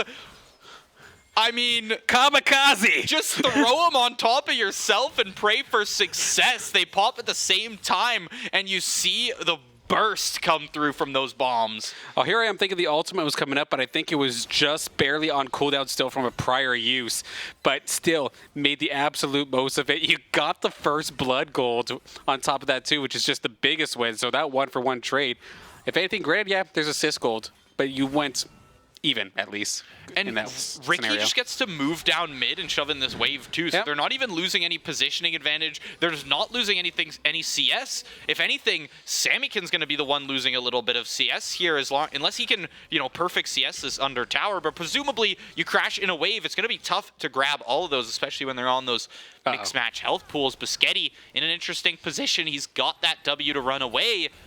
Plez might be wanting to chase him down, however. Zephyros in this mid lane, he's got the back off. He can actually just keep pressuring Samikin here until Samikin can force his own back. But you see that TP's on cooldown. This is going to mean, 1 or 2 waves possibly pushed in for the side of Zephyros here. The biggest nightmare here for Samikin is probably going to be Ricky LaFleur. Just the Darius in general, because as we see, to get the Dragon Breath out there, to do just that ton of damage, you really need to space yourself out because you are pretty well immobile while using it. So either you cancel that thing early and do next to no damage, or you're getting dunked on quite literally by Ricky's axe. So going to have to keep that in mind as we go further along into this fight.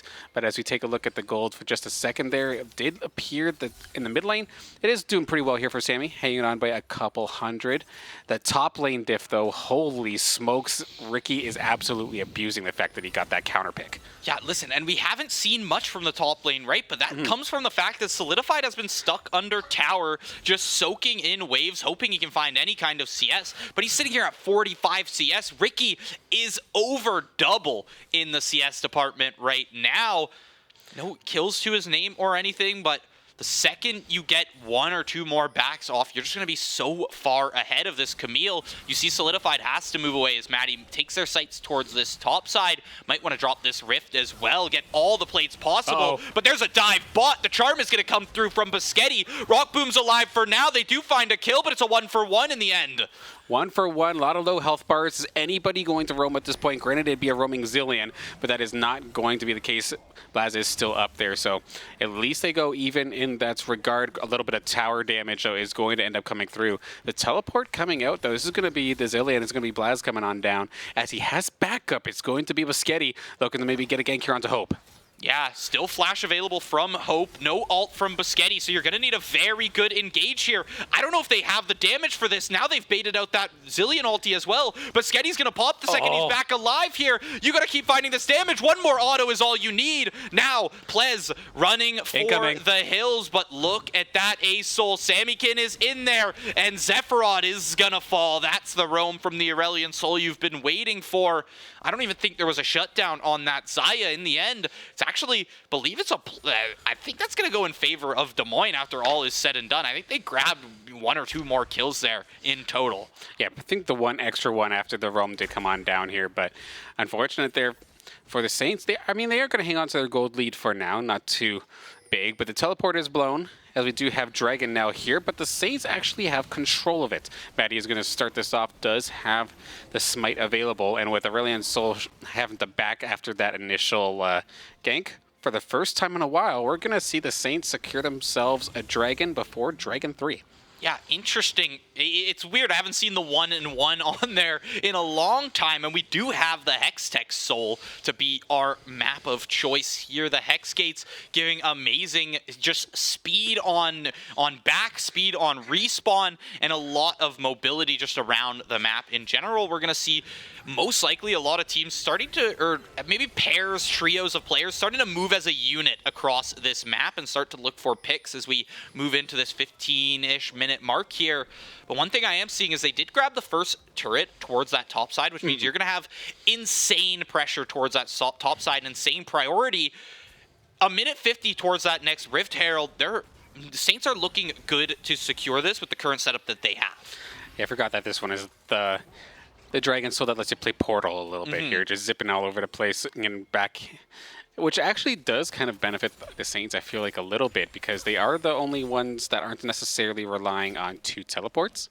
So big buff to Ricky in this situation. A little bit of extra mobility there for him, but very, very minor buff to say the least here, as we do see Moines looking to even out the turret counts on that bot side. There is some backup from the Saints, but that's a 3-on-2. They're probably going to opt to let that go. But up in the top side, this, okay, double flash actually. Nice little play there as the meteor comes down. But the bomba goes wide. Maddie's not able to land that one, and it looks like Sammykin might have themselves a good fight to set up here. Ricky with the ultimate, he's not able to finish it off. The bleed, it's going to come through, and a shutdown back to Ricky Lafleur. Shutdown for shutdown there, 1-for-1 as Solidified. I don't even know if Solidified picked up an assist there. I think he's been 0-1-1 for a while here. However, unlucky. That is unlucky. Just in the nick of time, he's not able to find that one. Yell at your mid laner for doing too much damage in that situation. Just burst them down too quick. But to be fair, Ricky probably could have turned that if it wasn't that much damage. But 100%. I mean, because you got to think this is Darius, right? Yeah. So he might even have something like a Triumph proc when he comes back. So he's going to get a little bit of health off that. You hit the right Q, he's going to get a health off that. The one thing that Solidified had going for them was that Ricky didn't find the kill with his ult, so he at least didn't get that reset. True. Yeah, I think you have like the tiniest little window of leeway. I could be wrong though, but even still, the bleed probably would have been too long to get the job done. So one thing that is going to be scary though, that Aurelion Sol is sitting there at 4 eliminations so far in this game. So probably quite the rich dragon. One person in for a World of Hurt though is probably going to be this Saints team, as they're getting themselves a little bit caught out here in a corridor. The Hextech ultimatum helping out very well there. Solidified going to be grabbed back, but Rock Boom, what a hook from Plez, and what a follow-up from the rest of the team. A double kill over to Sammykin, as Ricky is going to be your main form of damage for the rest of the fight. There's the reset that I'm talking about. Oh, that's the Zillion ultimate in the nick of time. This could be a fight flipped on its head if Ricky can find something here. No R to his name just yet, but in the end, it is going to go to the Saints. 5-4-2 right there, as Boschetti even respawns in time. They're going to pick up this Rift Herald. That felt like a Baron fight more than a Rift Herald fight. We're only 15 minutes into this game. A 15-minute ace on the side of St. Clair, and the way that I could just describe that was just scrappy. Once again, into the fight. I don't know what it is, but do the Saints find like some sort of buff every single time it's a 4-on-5, because they are finding this just over and over again, finding themselves in these victorious team fights, even though it feels like they have no business doing there. Rock Boom got popped. The only damage left was the Darius of Ricky, and it worked.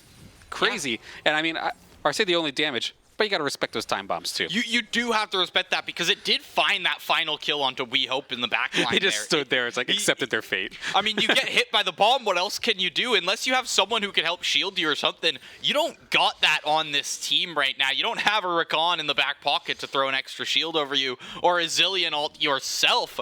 Here, that's interesting too. I didn't even realize that Zephrod had actually picked up Ultimate Spellbook here on the Zillion as well. So he's going to have Ghost TP available for this next fight, and just keep the summoner spells rotating there. This is something that I've seen a lot more in pro plays. A lot of players are actually picking up Ultimate Spellbook, because just having those options are very valuable for yourself. I mean, isn't Zillion fast enough? What do you need the Ghost for? But I mean 99% speed or a 99% slow to the other team. That's the big thing in my opinion. True. Yeah, I would just shut down a player that way. Rift Herald is going to come on up just in time. Saints looking to pick up their second dragon here. They have lots of vision. Granted, that Scuttle Crab is going to give the Des Moines squad a little bit of a heads up as to what's going on, but completely opting against challenging it. This team composition and the way that this game has gone so far here for the side of Des Moines just seems to be falling apart. Saints are getting everything they want. Yeah, and I think a big thing is that your Camille is not doing what you want them to do just yet. They were just, unfortunately, so behind during that laning phase that there is no side lane pressure to be found at all. This Camille, they're just trying to catch up at this point, let alone push turrets. Forget about that. They want at least 2 items under their belt, whereas Ricky starting to push for that second item. Looks like he might be going for that, I believe that's Force of Nature there. That with that combination of items, possibly the Force of Nature, I'm thinking right now. And, you know, considering you're looking at a Maokai and an Aurelion Sol towards that other side, I'm not against it as well, because going to be taking a lot of damage over time. You've got a Leandries, you've just got that beam. Taking 25% less magic damage for the extended duration of a fight is going to help out a lot, especially considering Ricky has found himself kind of in 1v1s against Samikin in a lot of these fights too. It's either been 1v1s and finding the success there, or just somehow being the one who cleans up the team fights after it's all said and done. So just lots of positivity across this entire Saints squad. And Maddie, good barrel is going to knock one in. It's going to be brutal here for this player.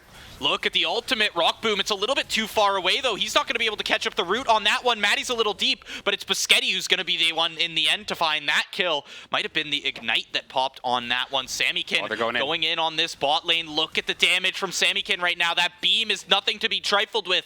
You do not want to fight out a 7-2 Ace Soul when he's got Leandries and Rylai's in the back pocket right there. Yeah, plenty of burn to be had here from this dragon here, and it is very scary times here for Rock Boom. But he actually baited it out a little bit. He seems like he was a sitting duck, but if anything, he's trying to get the rest of the squad to move forward. We hope, taking a lot of damage from the towers there. Ricky is in here in time, but he's in the 1v1 against Solidified. Your boy coming up as well. Yippee! He's not able to make it there in time, and there's an ultimate and a reset for the Darius. Look at the health bars from this side of the team. Ricky wants it. He's going to pop the Ghost. He's going to keep moving forward, but he's being spaced out a little bit too hard. He's going to get rooted up. The res is going to come through. Luckily, they've waited out the ult reset timer at this point. He's not going to have another ultimate up, but Ricky is not out of this fight just yet, and suddenly the pick on Rock Boom doesn't seem too valuable when you know, you're losing your top laner for it, who just reset their gold. Keep that in mind. Rock Boom would have been what? He would have been worth maybe 300 gold at that point. He was 1, 2, and 5 with, you know, under CS on the other ADC as well. He's not going to have a shutdown or anything like that. So the fact that you're giving that away, I still don't know who's going to feel comfortable, who feels like they got the better end of that fight, because, you know, it was 1 or 2 tower shots away from both Samikin and We Hope falling in that, you know, as they try to dive that tier 2. And from what it seems as of right now, as we do see Blaze might be in for a world of hurt here. Meteor going to come on down, blow him up pretty well instantaneously. Going to try and survive, but that's actually a free shutdown. Now going over to Samikin.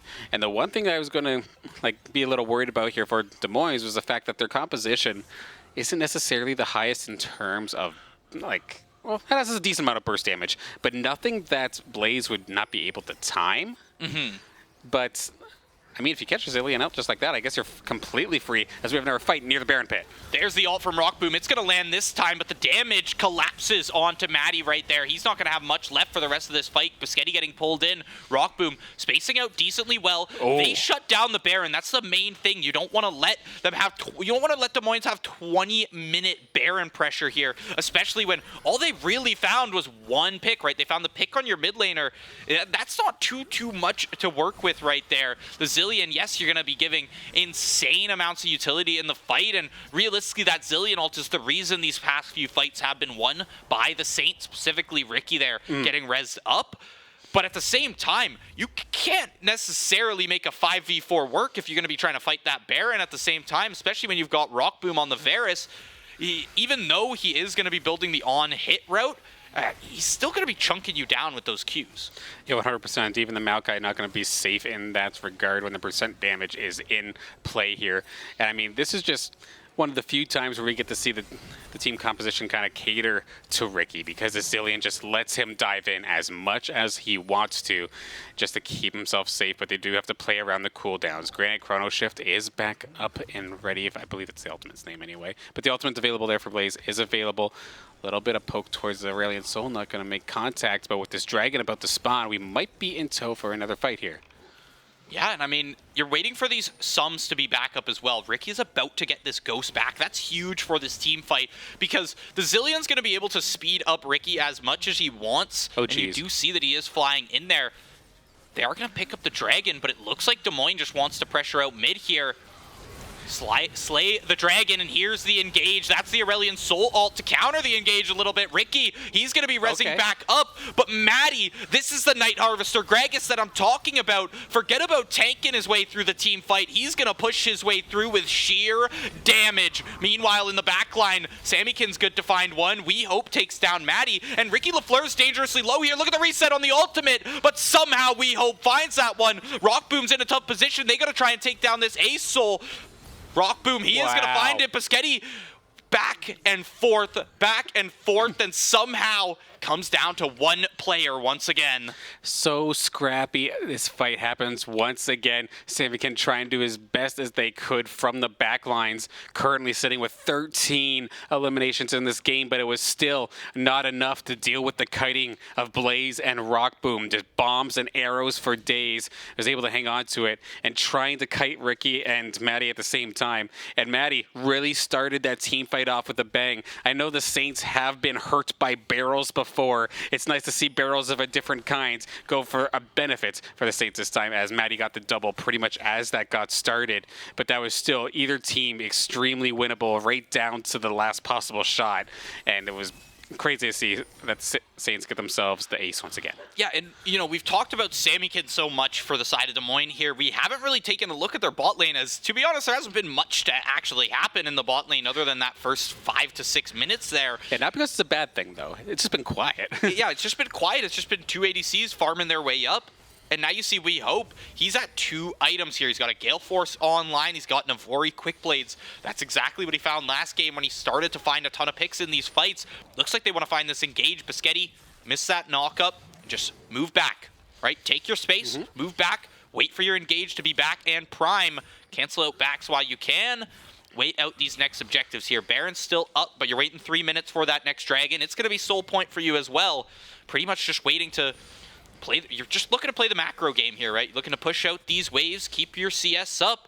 Rock Boom might even be looking for another item before that next dragon spawns up.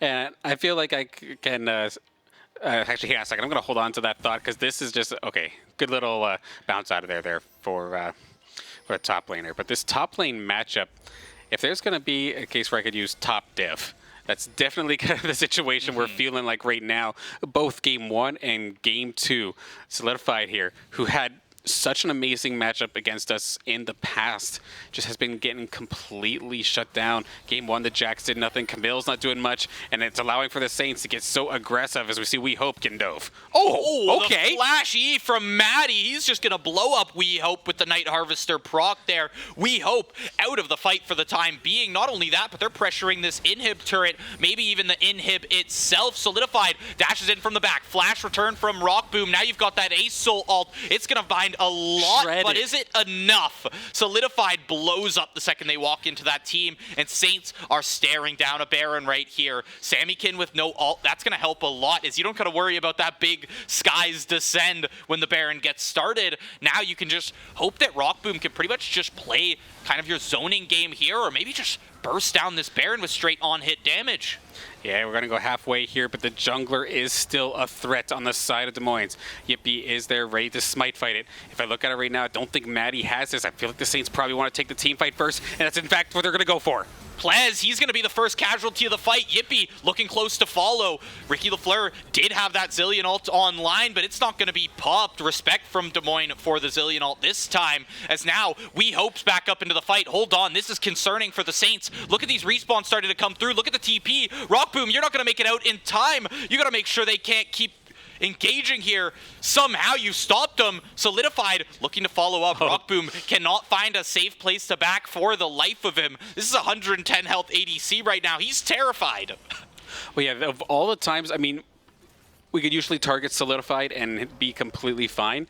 But of all characters to pull over the wall, one that could probably bounce off the wall into your extremely low AD carry, I don't care if they are 0-17, that is still scary. So he still has a Divine Sunderer. Like, yeah, that's enough. That's still enough damage to get the job done here for these cleanup scenarios. But that's what kind of the point I did want to touch on here for Solidified, because like a lot of the times in the past series, it relied on some of these heavy ganks. Solidified doesn't really seem to be the tank player of sorts here. It kind of goes on over to Yippee instead, or onto Plez in the support line. So when these flanks just aren't worth their grain of salt or anything, it's just so difficult to play around because they can just get shredded so easily like they're paper thin. Look at Biscotti here. He takes away that blast cone from the side of the other team. They're going to get zoned off the Baron for the time being, but it looks like Saints, they want to take this fight. I don't think they want to just force the Baron, try to make a Baron flip here, hope that they can find it. They want these fights to be in their favors. They have the tool to do it now. You're pretty up in a few of your lanes here. You've got a fully stacked Rod on the Zillion as well. He just picked up Rabadons. That is going to be a huge boost to his damage in this next fight coming. He's got Exhaust in the back pocket as well. You drop that on Sammykin, you're not going to be worried about this crazy damage to come through.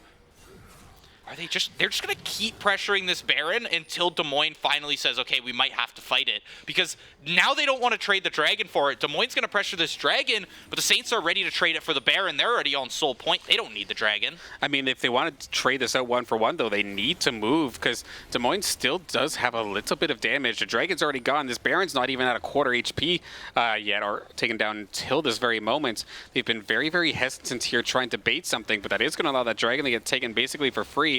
And by the time this thing gets low, Yippee is going to be there for a very, very scary engage. The barrel comes out, and can they get this? Maddie is going to be there for the takedown on the Baron. The smite is good. Ricky Lafleur, though, he's getting low in the fight. He is going to be popped, but the Zillion ult there to save him. Rockboom in the back. Look at the kite from the ADC right there. He shuts down Yippee in swift fashion, but the response from We Hope is to take Ricky down. Maddie's gone from the fight for now, but you take the Baron and run. Try to get away. Sammykin, you put yourself in a tough position here. He's going to go golden for the time being, but that lets Rockboom go absolutely primal on the rest of this team. Look at him right now. We Hope responds. That's the power of the very quick blades. Look at Solidified. Comes back in from the Tri-Bush.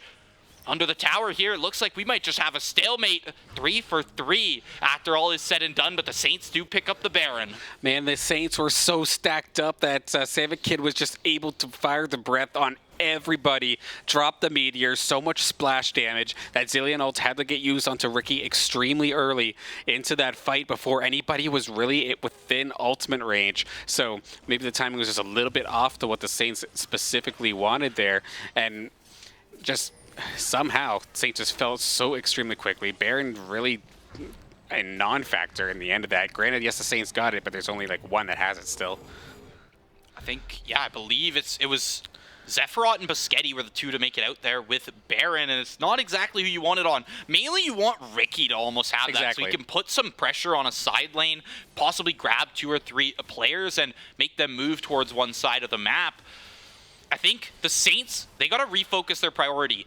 Sammykin is a great target still in these fights, but We Hope has been putting out way too much damage because they're just letting him do Xayah things. There's the ultimate onto Rockboom. Rockboom, he's going to get comboed up, but Zillion is right there. Zephyros keeps it alive for the time being. Rockboom trading these fights back. The kill is good onto We Hope, and that's all the damage gone for the side of Des Moines. There's a triple kill. There's 4 players down, and Solidified left to turn tail and run as the Saints look to take this Baron all the way to the Nexus.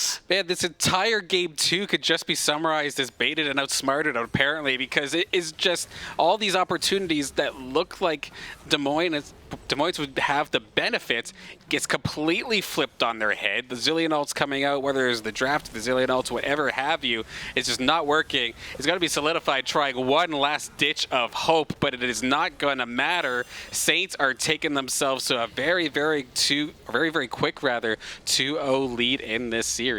Yeah, and it's just playing these objectives out better, and I gotta hand it to Zephyros. I'm giving him MVP of game 2 right there, because without those clutch ultimates, Rockboom dies in like 2 of those team fights, Ricky dies in like 3 of those team fights, and Des Moines has nothing but free just space and time and everything they want to go in on the rest of the team. It's a lot of pressure to put that kind of role on yourself too, because how many times have you been up in like a ranked solo queue game or something like that? Someone picks Zillion and you're dropping low, you're just waiting for the ultimate, and it never came and you just died. Or Shen too, another prime example of that, right? You need that game sense. Yeah, you need the game sense and the timing for such a pure utility champion. Granted, yes, you have the time bombs, of course, to do a little bit of extra damage, but let's be honest, Zillion is just a utility boat for the most part. But beautifully played. It is so weird seeing this different style of St. Clair with the inclusion of Blaze / Zephyros / Felix in this lineup, and it's just allowed for these opportunities for the Saints to go like dive on in and feel completely safe, whether it was Orianna Shields, whether it was Zillion utility. They've had the ability to just like press and slam that go button and just not feel scared to do so and have tons of confidence. Yeah, and you know, you called it out a few of those team fights, right? You saw one specific ability be dropped and you said, okay, go mode, right? Go button for the Saints. And you see 4 or 5 of them just collapse on one member. It's been working out very, very well for them. They brought themselves to a 2-0. I think we're going to send it to a quick break here before we get to game 3. I know, got to give my throat a little break. If they're going to keep giving me things to scream at here, I'm going to keep screaming at them. So no, absolutely. With the way these games have been going, I would not be surprised to see if this is where Des Moines puts the pedal to the metal of sorts and make their comeback happen. But we'll just have to see right after this quick break.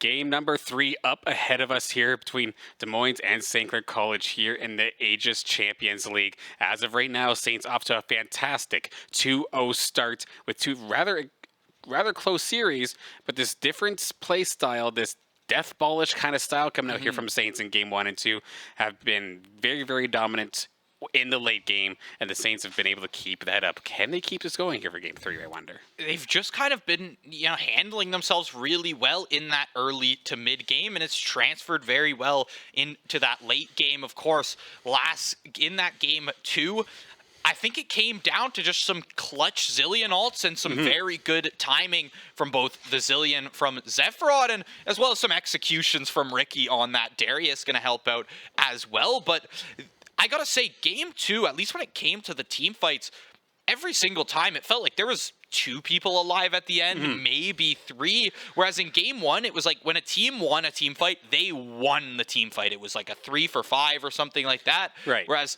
we saw Rockboom being lone survivor for 3 of the last team fights there.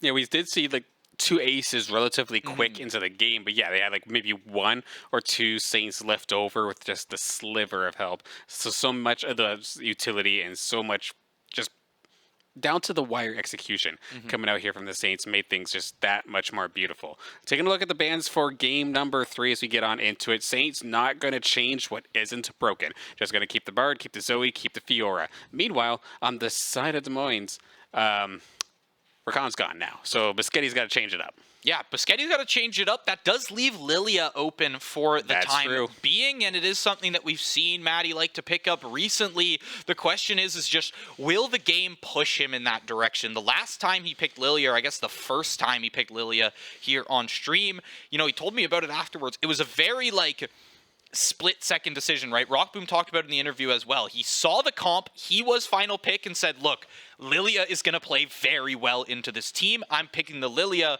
Whereas, I don't know if you're going to have that in this game necessarily, and we do see that Jinx pick up for Rockboom there. Okay, so my running joke is that I've never seen a Jinx get first picked and win, but I feel like Rocco might have proven me wrong a couple of times, and that's why I'm thinking, okay, 99 times out of 100. But I know we have a couple Jinx fans in the building as well, so there you go. Shout-outs to you. But with the Jinx being picked in blue side pick 1, that does, of course, leave Zeri right open for Des Moines, which is just going to get picked up nice and quick. Do they opt for support? Do they opt to pick jungle? They've been picking jungle for the most part on their second pick for the last couple of times, which would, in theory, be the Gragas, taking that away from Maddie. Yeah, and I mean, Maddie picked it up for the jungle last game. It worked very well for them in a lot of those fights. I don't think we saw the ultimate or the bomba there be necessarily as impactful as you want it to be in terms of positioning, but that's because he was just blowing people up. Yeah, that's because he had the Night Harvester. The damage is what he's there for. It's just such a weird duality of tank Gragas and AP Gragas being 2 completely different characters almost, even though they share the same kit, and there it is. The question is this going to be kind of a bait for Des Moines? Have they kind of baited Maddie into picking up this Lilia early, or were they just that concerned about the Rakan engage? I mean, that Rakan ultimate has been shutting down team fights for Des Moines, so they might have just wanted to slot that into their first 3 bans here, make sure the Saints can't pull it through. Yeah, I'm very, very surprised they wouldn't give up maybe 2 of the bans to switch out either the Udyr or the Olaf as well, maybe to keep that Lilia under wraps, unless they have an answer for it later in this draft, but we'll have to see as we get there. Milio going to be the pick here for Saints, more than likely for Biscetti, and I feel like we've seen it once, and I feel like it wasn't bad, but it just didn't quite have the impact I was looking for. Yeah, and it was actually, I think it was 2 games out of the 3 in that series, and one of them ended up working out very well, but if I remember correctly, it actually was the game where Milia was paired up with the Jinx that didn't end up going their way. They ended up picking Jinx through again with a different support composition and ended up working out a little bit better for them, but I don't think that Jinx Milio is necessarily a bad bot lane, considering you're playing into that Zeri Soraka. Nobody's really going to be doing much early on, so you're not necessarily concerned about just getting stomped out in lane. Plus, Milio's base damage on a lot of his abilities is very, very high, considering, he's not going to be building any AP typically. Right. So the base damage kind of has to be scaled up to counteract that. But it means his Q is going to chunk out pretty well for a support. Soraka's kind of a character in that same category as well. Yeah, I'm kind of surprised we don't see like the Lulu, unless Lulu got gutted recently. I can't remember. I don't know, we but rarely see Lulu in collegiate, in my opinion. I think for how strong it can be, I don't think we see it enough. like this says to me that we're supposed to pair Zeri up with an enchanter. It's supposed to be Lulu. Oh, I don't play Lulu. What enchanters do you play? Soraka. I guess I could play Soraka. Everyone. Because unfortunately, this Soraka has that kind of bad stigma of being the heal bot. Yeah. But let's be honest, there are some sick Sorakas out there that completely prove that wrong. Oh, yeah. But, you can space out. The Q is a great poke tool in lane. You got to remember that E is an AoE silence. Yeah. That ability itself is what sets apart a good Soraka from a great Soraka. If you're able to shut down key cooldowns from the other side just with that silence, that's going to be the main thing. Luckily for the Saints, they don't got too many cooldowns or too many, I guess, charge up abilities that the silence is necessarily going to shut down in an instant. No channels or nothing like that, as we do see the Ornn come on through here for the Saints. The other bans as well. So the Jax is off the board, and then the Gwen was banned, which kind of allows for this Ornn to come in nice and safely. Meanwhile, the bans on Des Moines, we have the Scion getting taken away from Ricky, and then the Zillion actually got a ban. So props to Blaze for showing that much of a threat with it. But this allows Blaze now from utility mage. You finally got the burst. Annie getting picked up, if this is a mid lane Annie, of course, which I feel like more than likely it is. I feel like it's gotta be. I mean, Annie's support technically has been a thing, but Yeah. Milio at this point is a support, and a support only. I don't think we've really seen anyone take Milio to another lane, and his kit is designed so that you aren't really doing anything if there's not another character with you. You've got a little bit of poke, a little bit of displacement with your Q there. The Q is essentially a projectile that when it hits something, it does a little extra pop and does kind of like a knock-up, and that's going to help out in a lot of team fight situations, the 2v2s down bot lane. But you can't really do much on your own, as he is, at his core, he's an enchanter. Absolutely. And then taking a look at Des Moines' final picks here, the LeBlanc is going to come on back out here, which, to be fair, was rather strong in game number 1 in the early game. Did a fantastic job for the most part. It fell apart, though, when it was time to try and deal with the death ball. We'll have to see what happens there. And then the Camille is going to come out again, which, I mean, I'm not 100% sure of the matchup between like Camille and Ornn, but this is one of those games where I feel like Ricky does not mind being picked on in the slightest. I'm playing Ornn, I have the Ornn Horn, and I just need to give my team all these buffed up items and then just be an absolute like health stick, basically, just an absolute unit in the front line to keep the squad alive and let everybody else do the damage. But we have seen a few times before too where Ricky just proves me wrong anyway and just outplays on Ornn. Yeah, the thing about the Ornn Camille matchup too is Camille is going to have that passive, which gives her either a magic shield or a physical damage shield during a lot of those trades. If I remember correctly, I think kind of the goal on Ornn is to get her to pop the physical damage shield and save your W, because the Bellows Breath there, the W is a huge magic damage in lane for Ornn. It's some of his main damage in lane, followed up by the brittle auto attack there as he puts that mark onto them. But if you're able to get them to pop the physical shield, then it means that your entire W, should you be able to hit the whole thing, is getting maximum value. Then, of course, both players going to be taking the grasp here, as you don't really need that Conquerors on the Camille, considering this is the matchup you're going into. You just want to hopefully be able to scale with this Ornn towards the late game. Obviously, Camille can be dirty in the late game, but you have to get yourself, some kind of foundation to build upon, and Solidified couldn't, no pun intended, solidify that kind of, foreground there. They couldn't really just set that up for themselves. They were just too far behind last game. Here, dad joke, pun approved, nicely done there. But, I don't care how much damage you have, though, with Solidified here on this Camille. If you just get shredded after 1 or 2 attacks, though, it's just going to be basically the paperweight, similar to what happened in game number 2. Even though Solidified actually found some pretty nasty flanks come those late game team fights, they weren't able to kill anybody unless they are already next to dead anyway. I think they still ended up with like 2 eliminations the whole game, with maybe a handful of assists. But we do see Rockboom and Biscotti, they're looking for some early aggression. There's that Q from the Milio. It's going to pop a good chunk of damage onto Plez there, and I think Rockboom and Biscotti have kind of accepted they're a little stronger here level 1. Zeri definitely wants multiple abilities, more specifically that EQ combo to kind of do a lot of these trades. It allows her to hit players through the minions there. It allows her to just kind of have an extra dash in lane, an extra little bit of movement, but overall, the Soraka heal is coming in a little bit clutch as well, as it's leaving them with a little bit better in the trade than they originally looked. We do see a cull grabbed by both these ADCs as well for the starting of the lane here. I mean, the Saints were able to get started pretty decently down in the bot lane in terms of experience and minions. However, they've had to pop pretty much everything in terms of their potions early on here, and that's where this Soraka is going to make things a little bit more difficult. Granted, you can't out-heal the burst, but if this lane just turns into a poke war, the Soraka is going to win over and over again. To see Ricky getting scrappy up in the top lane as per usual, but Saints finally get themselves a little bit of stalemate, but a rather safe start for the both of them. Yeah, and this is, this is what you're going to see in this top lane matchup as well. As the regen is going to be huge, but over towards the bot lane, we do see a flash come through from Yippee Yahoo here on the Gragas. He's going to go in onto Rockboom. They collapse on him for that first blood. Maddie a little bit too far behind as everyone makes it out scot-free there. Only a few sums burned. Pretty well just a heal and a flash. Ricky LaFleur might even get solo killed here. The flash comes through. He's not able to find it. Flash for flash. Solidified finds his kill in the top lane. Now I'm seeing flashbacks to game 1 here as Des Moines is finding picks all over the map, top and bottom. Some rather reckless play coming out here from the Saints, just getting into duels that they just had no business finding themselves into, and it's going to allow Solidified especially to get a nice early jump here, clear a couple more minions and get back up there right before the minions hit the turret.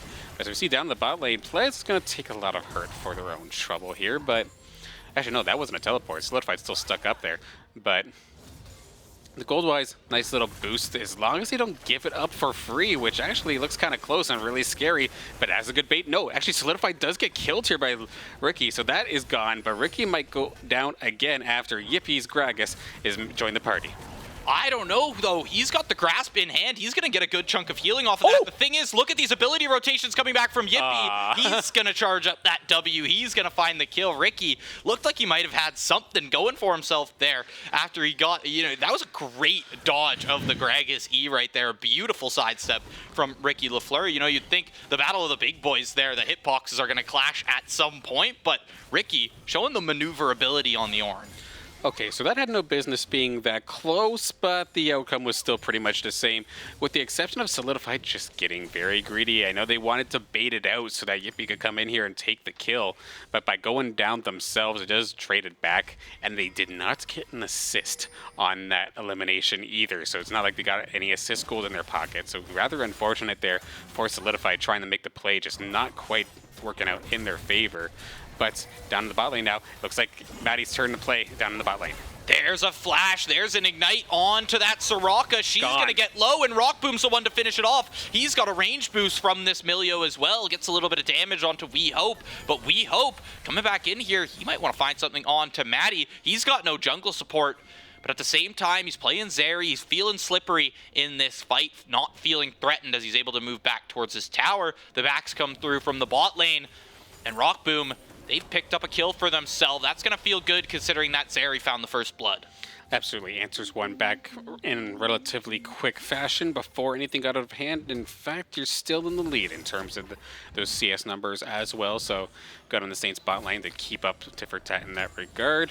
Ricky having a little bit of a hard time here up in the top lane. Solidified does seem to be finding a couple of additional trades, but not afraid to continue to go in anyway. Even though the bars look that much smaller, gotta remember that Ornn has way more health than a Camille, so don't let the bar size deceive you. Yeah, 100%, and that's what Ricky he's gonna do, right? He's gonna take his kind of like abuse in the lane. He's gonna allow Solidified to get their trades on him, so he can pop his pillar there, go back, get his grasp proc, and head back to the wave. Meanwhile, in the bot lane, look at We Hope. Look at that mana from We Hope. He's pretty low. Ricky LaFleur, looking to trade out an alt tier or two. Call of the Forge God. It's going to hit solidified, but pretty well just leave him under tower. One thing that this is helping out with, Ricky just consistently pressuring solidified into tower. It means that Yippee Yahoo is not going to spend a lot of his time towards that bot lane, and as of right now, Rockboom and Biscetti have had an easier go of it for the past few minutes here. Okay, so no elimination happened there towards the bot lane at Des Moines, but so much time was just wasted where We Hope was trying to back, but it was so far away from the minions that they weren't getting any experience at all, and they still have not gotten to get back to buy any items. So they just lost so much in terms of experience, in terms of minion kills and gold, that what seems like a nothing play actually really hurt. Yeah, it actually helped out a lot in the end, and even though they are still up on gold, most of that is just coming from the fact you're a kill up and you grab that first blood. That's where the 4K is coming from. Zephyros in the mid lane, he's going to take a lot of that damage from LeBlanc, but the one thing is, LeBlanc has to do, you know, some crazy spell rotations, really time them out, make sure they're getting their marks and stuff. Annie just stuns you and clicks all of her buttons, right? And that's the Annie combo pretty well. Yeah, wait for any mobility to happen, then drop the Tibbers and go for it, right? So just, yeah, get all that burst damage in, which could definitely wreck the LeBlanc's day in that regard. But the Saints are actually, for the first time, looking to get Dragon #1. They've gotten themselves in a pretty decent position where that bot lane does not want to really contest, I don't think. The Soraka is going to take a look. Plez is just going to take a peek and maybe try for a sneaky steal. No flash banana this time by, but Saints pretty well going to have this thing secured. Sure enough, smited, nothing too eventful, but the Saints get the first Dragon. Yeah, they pick up that Cloud Drake. Like you said, we haven't even seen this. Forget about this series. I think that's the first Drake #1 that they have grabbed in the past few months here. As It seems like it. They've just been so comfortable giving that up for the Rift, but this time, Des Moines isn't even able to pressure the Rift during that time. They kind of just have to... They did have Yippee towards the bot side, but they knew they couldn't take that fight. You've got level 6 Rockboom. Yeah, Biscetti was level 4, but a Jinx being a level up on the other team, pick up 1 kill in that team fight, and we'll see how it's going to end for yourself there. Pretty smart decisions to give that one up from Des Moines, and in the end, it's first Drake, and it's only a Cloud Drake. And this rocket just to interrupt some of these channels as well, just making it that more annoying here, because we know stat for stat, in theory, the Saints bot lane should be stronger, but the engage does happen down onto the bot lane, just about halfway to both sides, but that's about where it's going to stop. Alts for alts in the end. We did see, We Hope did pop that one up right there, and now they're going to keep it alive for the time being. Maddie is pressuring this Rift Herald with Ricky towards the top side. There's going to be the flash to come through. Nice ult. Maddie's stuck in here, but look at Zephyros. He's rotated in just in time. He picks up a double kill with the Tibbers as well. And peep bot lane, because Plez is in a rough position. Oh, Rockboom. If Rockboom had slightly more mana there, I think the Rockets might be able to find something, but he's just been, ever since that last little scuffle we saw there, Rockboom's been pretty well zero mana. He needs to get this wave pushed. He wants to get a back off, possibly even find an item or two here. He should be close to his first item, especially considering that Cole has been online for a while here. He's close to that, so he should have picked up an extra, 90 gold from the Cole there, and close to that plus 350 pop. He is just going to pick up the Cloak of Agility, start heading back to lane. Yeah, the opportunity might have been there to maybe get a tower plate or two as well for a little extra gold in the pocket. With the Soraka having the run, sure, you didn't get the kill, but you might have gotten yourself a plate, which is still like pretty decent gold in its own right. As now it's going to really put Des Moines back into the back to the drawing board of sorts of how to tackle this one, because it seems like these heads-up fights, even that 3-on-3 up near Rift Herald, I don't know if it was just positioning or what. We did see the double knockup from the Forge Guard, the ultimate coming out of Ricky Lafleur. And then Blaz with the Tibbers was able to do so much damage as well. As we see, We Hope actually maybe overextending a little. A lot of damage to start it off, but forget about that because the damage is returned. This is what we talked about. Lilia lays down the pain and a nice little finish from Rockboom there. Give himself another kill. He's popped the Cole, but take a look at these players stacking up in the bush. Biscetti is going to pop like a balloon as he is out of there. Now you've got a 2v3 happening in the bot lane. Some fancy footwork from Rockboom. He's He's going to dodge up the Bomba there. He wants to at let's go least for it. finish off Plez here, but Soraka dang. ult, a heal burnt, and a flash E, or not a flash E, just an E there from the side of the Gragas. He's going to shut that down before the next auto can be found. A big R from the Soraka to save themselves there. Rockboom looking for any more kind of value before he inevitably goes there, because he was being zoned away from the rest of the team. I mean, I'll say one thing. Rockboom's ability to dodge these key skill shots has been like second to none this entire game. However, that is making him feel like he could take on these pretty ridiculous fights. Granted, in that last one, he was probably trapped either way with so many players kind of surrounding him. But definitely has to be careful moving on forward. Thinks he has the kill locked in, and all of a sudden they turn on him.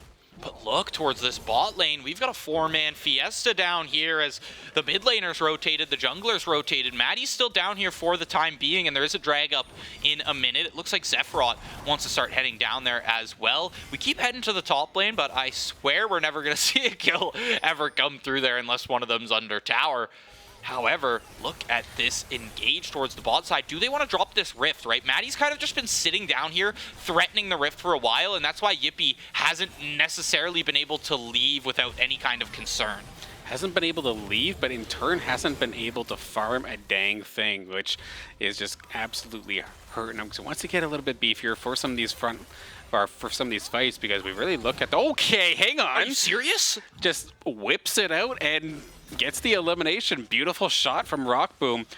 Just having the confidence to fire that. Sometimes I feel like not to make fun of it, but that's the silver play, right? Just shoot the rocket under the turret and hope for the best, but it completely caught him off guard. Beautifully done. I mean, and Plez had been forced to stop from backing for that whole time, right? So they know he's got no ultimate. Rockboom, he burnt that ultimate the last time Rockboom sacrificed his life in the fight, right? So they know Plez is kind of just going to be sitting there hurting for health, hurting for any kind of resources under that tower. He tosses that rocket. He's 2 for 2 on the rockets right now. Not only for hitting them 2, but or actually 3 for 3 on the rockets, because he did hit the one on the backing player, but 2 for 3 on kills to begin with.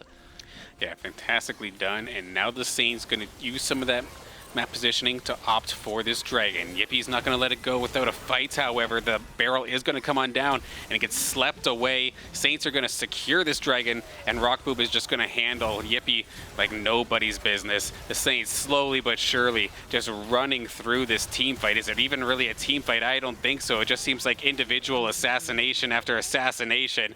Maddie with the swipe, going to take care of him nice and quick. And Sammykin's just sitting here like, bruh, like, I didn't even get the fight yet. This is exactly what happened the last time Maddie pulled out the Lilia in Game 3 as well. He found a few solid ganks towards the bot side, and Rockboom was just unstoppable for the rest of the game. Except here, you've got a 2-0 Annie who's got the Rod of Ages online, starting to stack up the Dark Seal as well, and is just going to be providing so much extra utility for your team, just in terms of that AoE Tibber stun.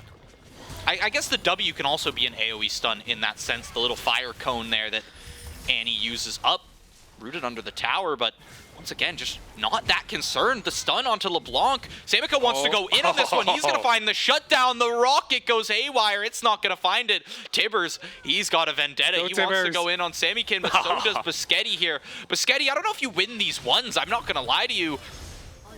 Yeah, I don't know about that one. I mean, he trades it back and forth, and he picks up the shutdown. Don't get me wrong. You are just the support in the end. Your life versus theirs is usually pretty valuable, especially... Okay, maybe this might be worth, because Rockboom is going to pressure mid now with these Jinx rockets as well. He's got a lot of wave clear under his belt. I mean, whether it's worth it or not, I'm typing worth in all chat every single time after that. Hundo. What a shot from Ricky, though, to get that knock up there on the Solidify. The long-range Orin Horn coming in clutch to allow for yet another elimination. And the Saints just feel like they're running away with this, even though the gold isn't going to necessarily suggest so. Yes, they have a lead, but at the same time, Des Moines is still in a position where they can fight their way back into this one, and they have a little bit of scaling. You got the Camille, you've got the Zeri.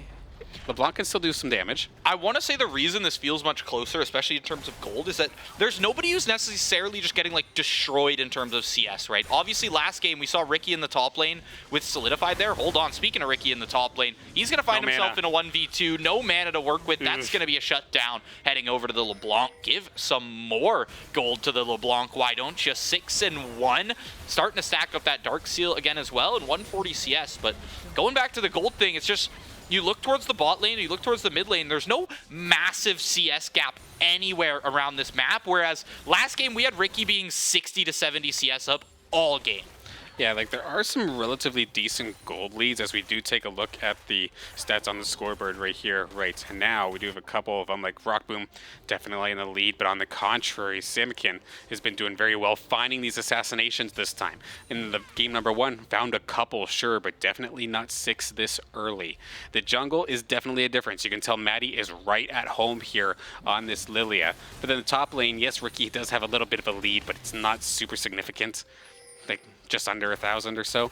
So this game's still extremely quickly, but like you were saying, nobody has really ran away with this. However, Rockboom having 5 eliminations compared to We Hope's score right now.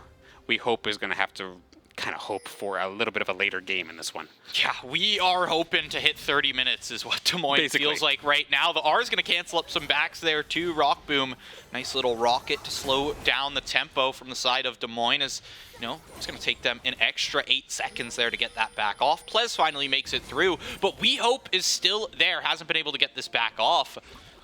Biscotti towards the bot side. They want to start setting up for this dragon. It is up in a minute here, and if you can just straight up deny all dragons to Des Moines this game, you're going to be put in a very, very nice position. Samikin pops over the blast cone, just tries to be slippery with it. Get a little bit of vision as well. I guess he's just using himself as a human little ward, little drone there. Yeah, the Saints are definitely comfortable right now just fighting around Rockboom, so we probably won't see Rockboom do as much of his solo farming play as we would in maybe other games because he's already so far ahead. They can definitely take these 5-on-5s, I think, and be confident as long as they can keep Rockboom safe away from Samikin, wherever Samikin might be. As we do see Ricky maybe looking to make a move. The sleep is on. Let's see what happens. Ricky, he's going to be taking the big chunk of damage at the starting of this fight. There is a TP to come through from the side of Sephiroth as well. There's a big knockup to be found. I'm looking at Samikin, though. Forget about Samikin, because the rocket is going to take him down. Solidified running for their life as the Q follows up from the Annie. This could be a 5-for-0. A triple kill from Rockboom, going to leave nothing but the Soraka alive. But Rockboom's not done yet. He wants to keep moving. He'll tank tower shots if he has to. Find him the Quadra here. Finish it off with the ace. I guess the timer ran out for the Quadra there, but I'm giving it to you here on the mic at least, Rockboom. Now, you've got Tibbers running it down mid. You've got Lilia soloing the dragon towards that bot side, and we're 50 seconds away from Baron. The Saints are feeling good about this game right now. Maddie and Ricky diving in the Ornhorn as well, landing directly onto Samikin, knocking him up and making sure that Samikin could not get their full rotation off in that fight. Just made it so that Rockboom and Blaze just had an absolute field day on the entire squad of Des Moines. And who would have thought that the Annie's Q were like heat-seeking missiles? That thing traveled some definite distances there, chasing the players down. But to get an ace once again, this quick into the game, Saints are now in the driver's seat. That lead is so much bigger now. And it's on Saints now. As give it another 5 minutes or so, they could have the Dragon Soul in their pocket and maybe make this a quick game 3 and a quick series. That's the thing. You look at the gold, and the gold is definitely one part of the story, but you got to look at those dragons as well. You're sitting here at Soul Point. Maddie has had this Rift Herald up since, I think, like 15 minutes here. He's finally going to get that one away. Samikin, that's the threat that you have as the LeBlanc, but now your cooldowns are kind of cooked. You've kind of played your hand a little bit here. He's running away, hoping that Rockboom can't find him. I think the rocket did actually land, but it's not going to go through. It lands on the clone in the end. There's the Ornhorn to come through. Finds one. We Hope is going to be the one to go down. Solidified gets safe for the time being. You are one player down. I don't think the Saints necessarily want to take this fight, even with the health bars, considering you've got a Rift pushing mid. Might even be able to get a charge off if We Hope can't take it down in time. He does do that. You're just waiting for Maddie to be up at this point, hoping, just trying to force Rockboom to live, essentially. You're forcing Samikin out of the fight. That's the main thing. Just try and anti-engage on this LeBlanc because nobody else is going to be able to pressure Rockboom in the same way. Excuse that for a second here as we see Rockboom getting dove on pretty quickly. Yippee, this might have been the engage they looked for. Rockboom's about to go down. He's going to fall. Zeri is going to be the one to pick up the shutdown. We hope. Good for a double kill. And the respawns came back in time. Des Moines back in this fight for the time being. Even with all of that chip damage early, that's where the Soraka is going to help out in the end. She pops the R, and this Baron is alive for the side of Des Moines right now. They might even be able to find this quite easily. Obviously, you've got Maddie towards the mid lane trying to pick up some CS, but there's the instant execution from Samikin. Sephiroth, the only one to try and stop this right now, but at this point, the Saints have to accept that they have lost that fight and they have lost this Baron. Yeah, I don't think the Saints are going to try and contest at all. The only thing they have is Rockboom's ultimate to maybe splash onto it, but they're not even going to opt against that. So this is the exact kind of team fight that they were looking for, though. They caught Rockboom just out farming, and there was teammates nearby to try to make the save, but they were just so quick about it. Samikin showing exactly why they are 8-1 in terms of like kills and or eliminations and assists, because they still have so much one-shot potential. If Samikin can continue to find angles like that, that will immediately shut this Saints team down. But if Rockboom can keep himself alive through the first rotation of Samikin's utility, or not utility, but damage, that could be the difference maker as we now hit the 22-minute mark. 22 minutes. First Baron is grabbed up pretty early by Des Moines here as well off of that final Here we go again. White. Muschetti's going to be the one to be popped up in this fight. However, look at the flank from the side of the Saints here. Rockboom stuck in a 1v1, but he gets excited and he starts laying down the pain. They flip this fight. Forget about the Baron. You don't need the Baron when you're here. That's not going to give you enough stats. Not when you've got a 3-item Jinx running you down. Rockboom doesn't even have IE yet, and he's doing that much damage. Now, look at the mid lane. Forget about Solidified. They don't need to care about this Camille right now because there is an inhib that is juicy and waiting for them. Now, once again, Muschetti just being completely okay with being the sacrificial lamb. The entire Wombo combo just put right onto the support. But if it's onto the support, it's not onto Rockboom. It's not onto Blaz. It's not onto any of the damage. And that is just allowing the Saints to turn these similar to game number 1, where I was saying over and over again, how are they winning these 4v5s? They're getting picks, but not onto the right person. 100%. And the thing about Muschetti is once he drops his range move for Rockboom, I saw last fight actually, I didn't know if this was a thing, something I looked out for. He fell, but his little like area of effect that does the shield, that does the range boost, it actually lasted on past him until the end of the ability. Okay. So Rockboom still had that available in that fight there. He still had a bit of a range boost to work with.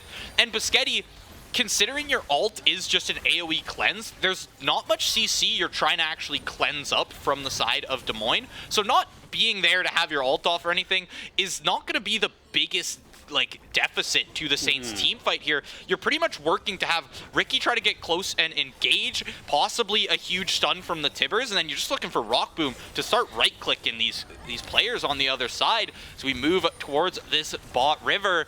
Dragon's going to be up and available. Eyes on Samikin from me this fight.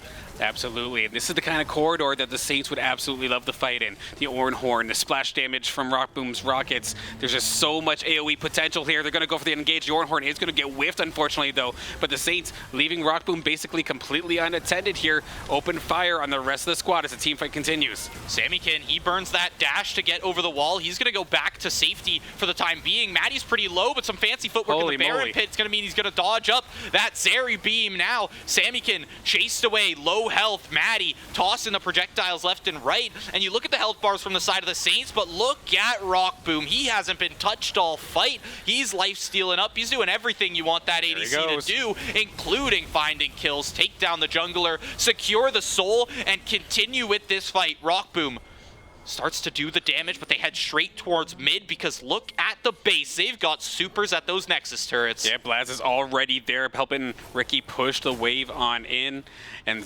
just get those supers right where they want them. As now is going to be a little rough for Solidified. He is not going to be long for this world. Ricky just not a care of the world. Just diving under turret with less than 5%. Who cares? That is a turret down. More objective money in the Saints' pocket. Look at Sammykin here. It's going to take one ability to pop Rock Boom. Rock Boom, you have to play very, very safe right now. He's going to get slowed up. Thank the Lord that he's got a little bit of slows on his own kit there to help him out. But look at the health bars from the side of the Saints. They're playing this range perfectly. They've been dangerously low this entire fight, and somehow they've managed to chip Des Moines away to where they don't want to make that engage. Yeah, even with the Soraka, the Soraka just can't keep up in terms of the healing here.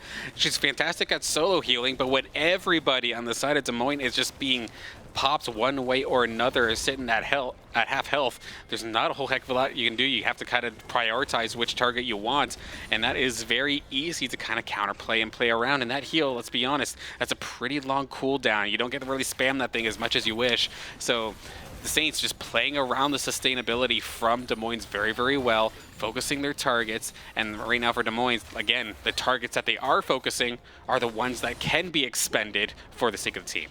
Yeah, I think at this point, you talked about the Soraka heal. I think at this point, hold on, Biscotti, you got to be careful for yourself right there. But once again, Biscotti even makes it out alive this time.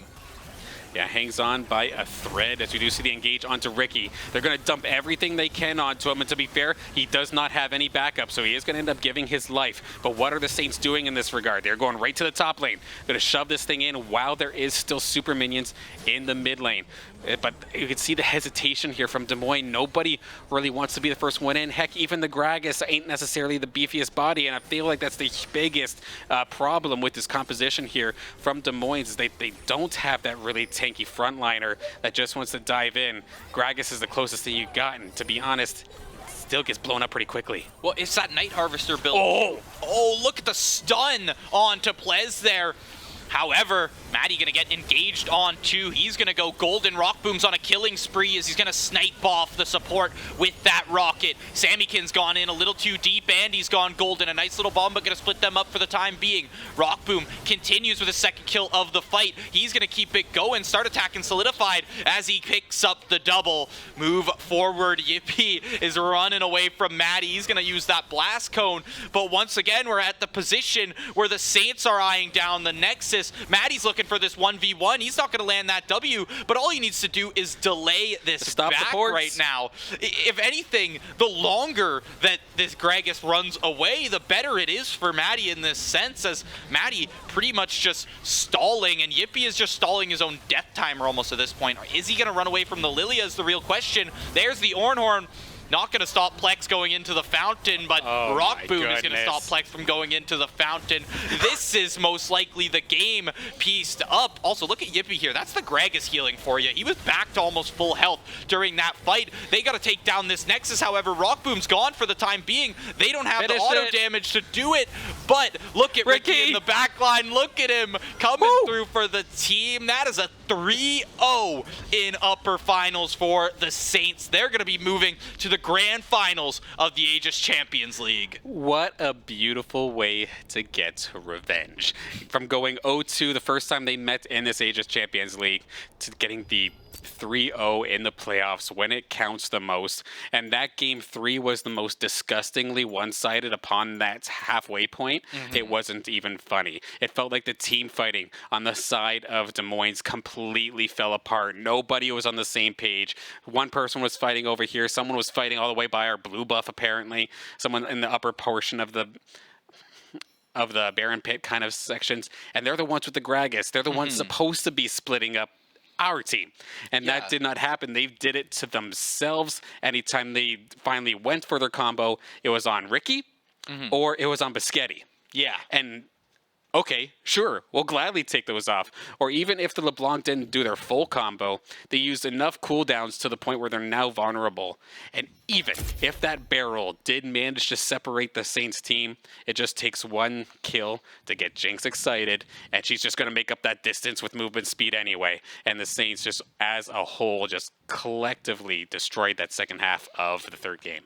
Yeah, I mean, we talked about target priority a lot for those assassins throughout this series for both teams, actually. But the main thing is Sammykin, right, on the LeBlanc 2 out of 3 games in the series. And both games we're seeing as he gets to the late game, he's just kind of almost forgetting that his sole purpose is to blow up that carry, blow up the ADC. And he just got a little bit too concerned with Biscotti in the backline. I think he just saw it as like, oh, I can find this free pick right now. But the second that pick comes through, the Saint goes, there's LeBlanc's cooldowns. Everyone go in. Rock Boom, go nuts. And he picks up either a triple, a quadra, whatever you want to find. Yeah, because I can imagine the comms there for like Sammykin. It's like, it's 5-on-4, guys. We can go. We can do this. When in theory, yes, you get that kill, but maybe hesitate a second just to wait for all of your tools to be back online. Or maybe not your ultimates, but get everything else at least. But no, it was early. They'd get the 4-on-5, and then they would just push. And like you said, it was on a non-priority target. These targets did not mind going down. The Saints were completely okay and willing to have these kind of scenarios happen if it meant that Blaze, Ricky, like Rock Boom, or any of the other members, Batty even, let's be honest, that Lilia still did a ton of damage too. They just let them rip, and that Gragas I don't think was enough of a front line to kind of go for the play that they were hoping for.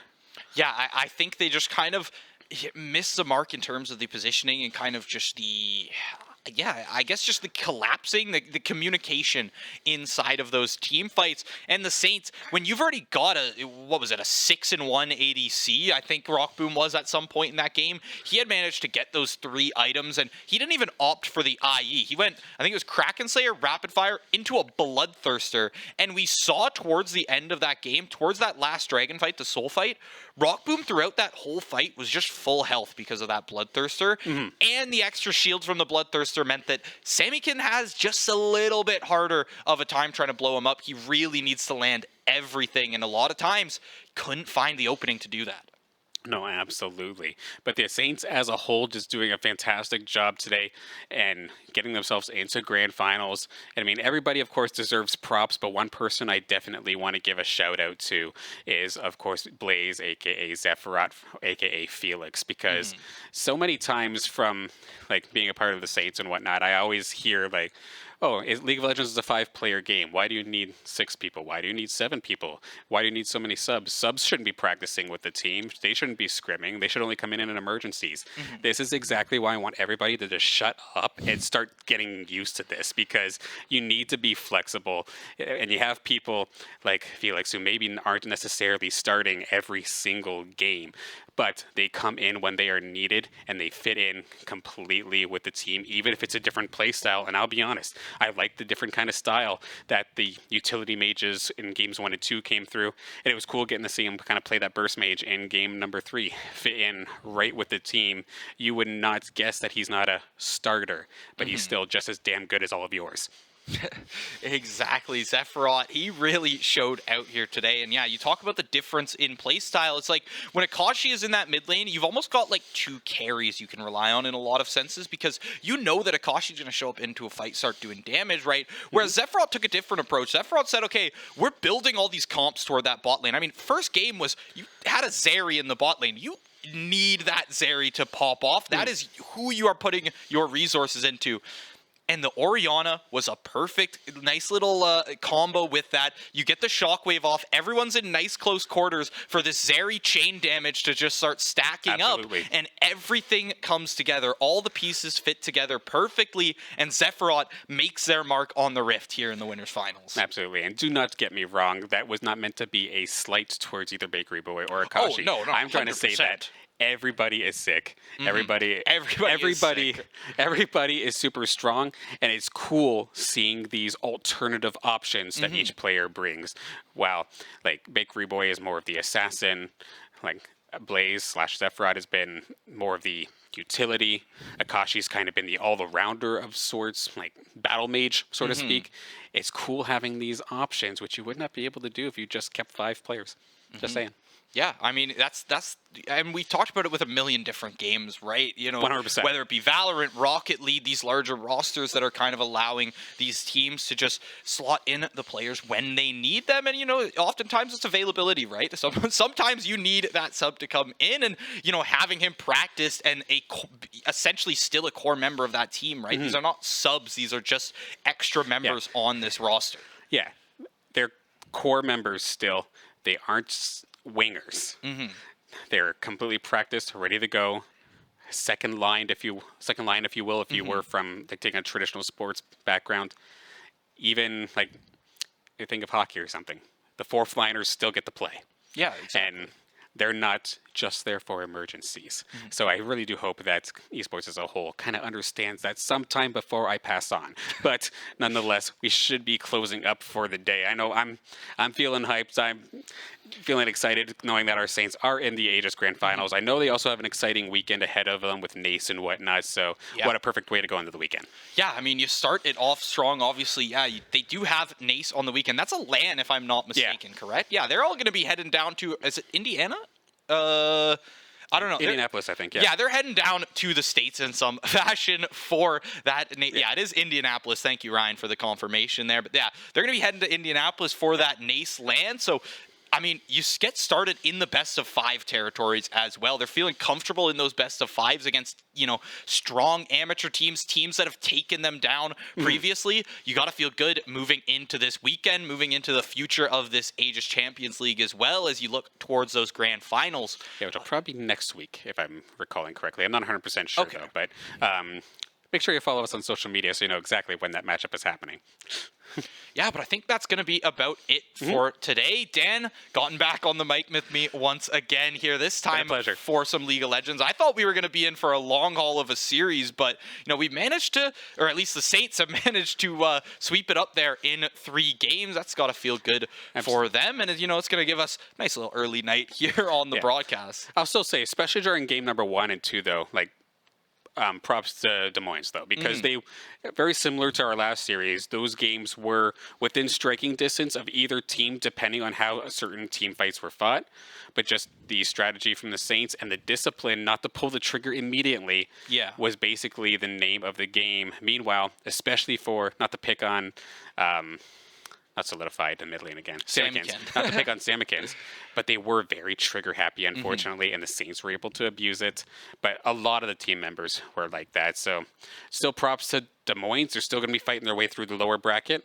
And we'll see. Maybe we'll see them next week. Yeah, maybe for round 3 here in the That'd be pretty crazy, ACL, to be honest. That would be crazy to see. I would love to see if they come back to that one and maybe have some new comps or something to look forward to. But that's going to be all for us tonight. I've been Fundy, joined by Mr. Danners here. We're going to send you off. It's been a nice League of Legends series. Everyone, have a great night.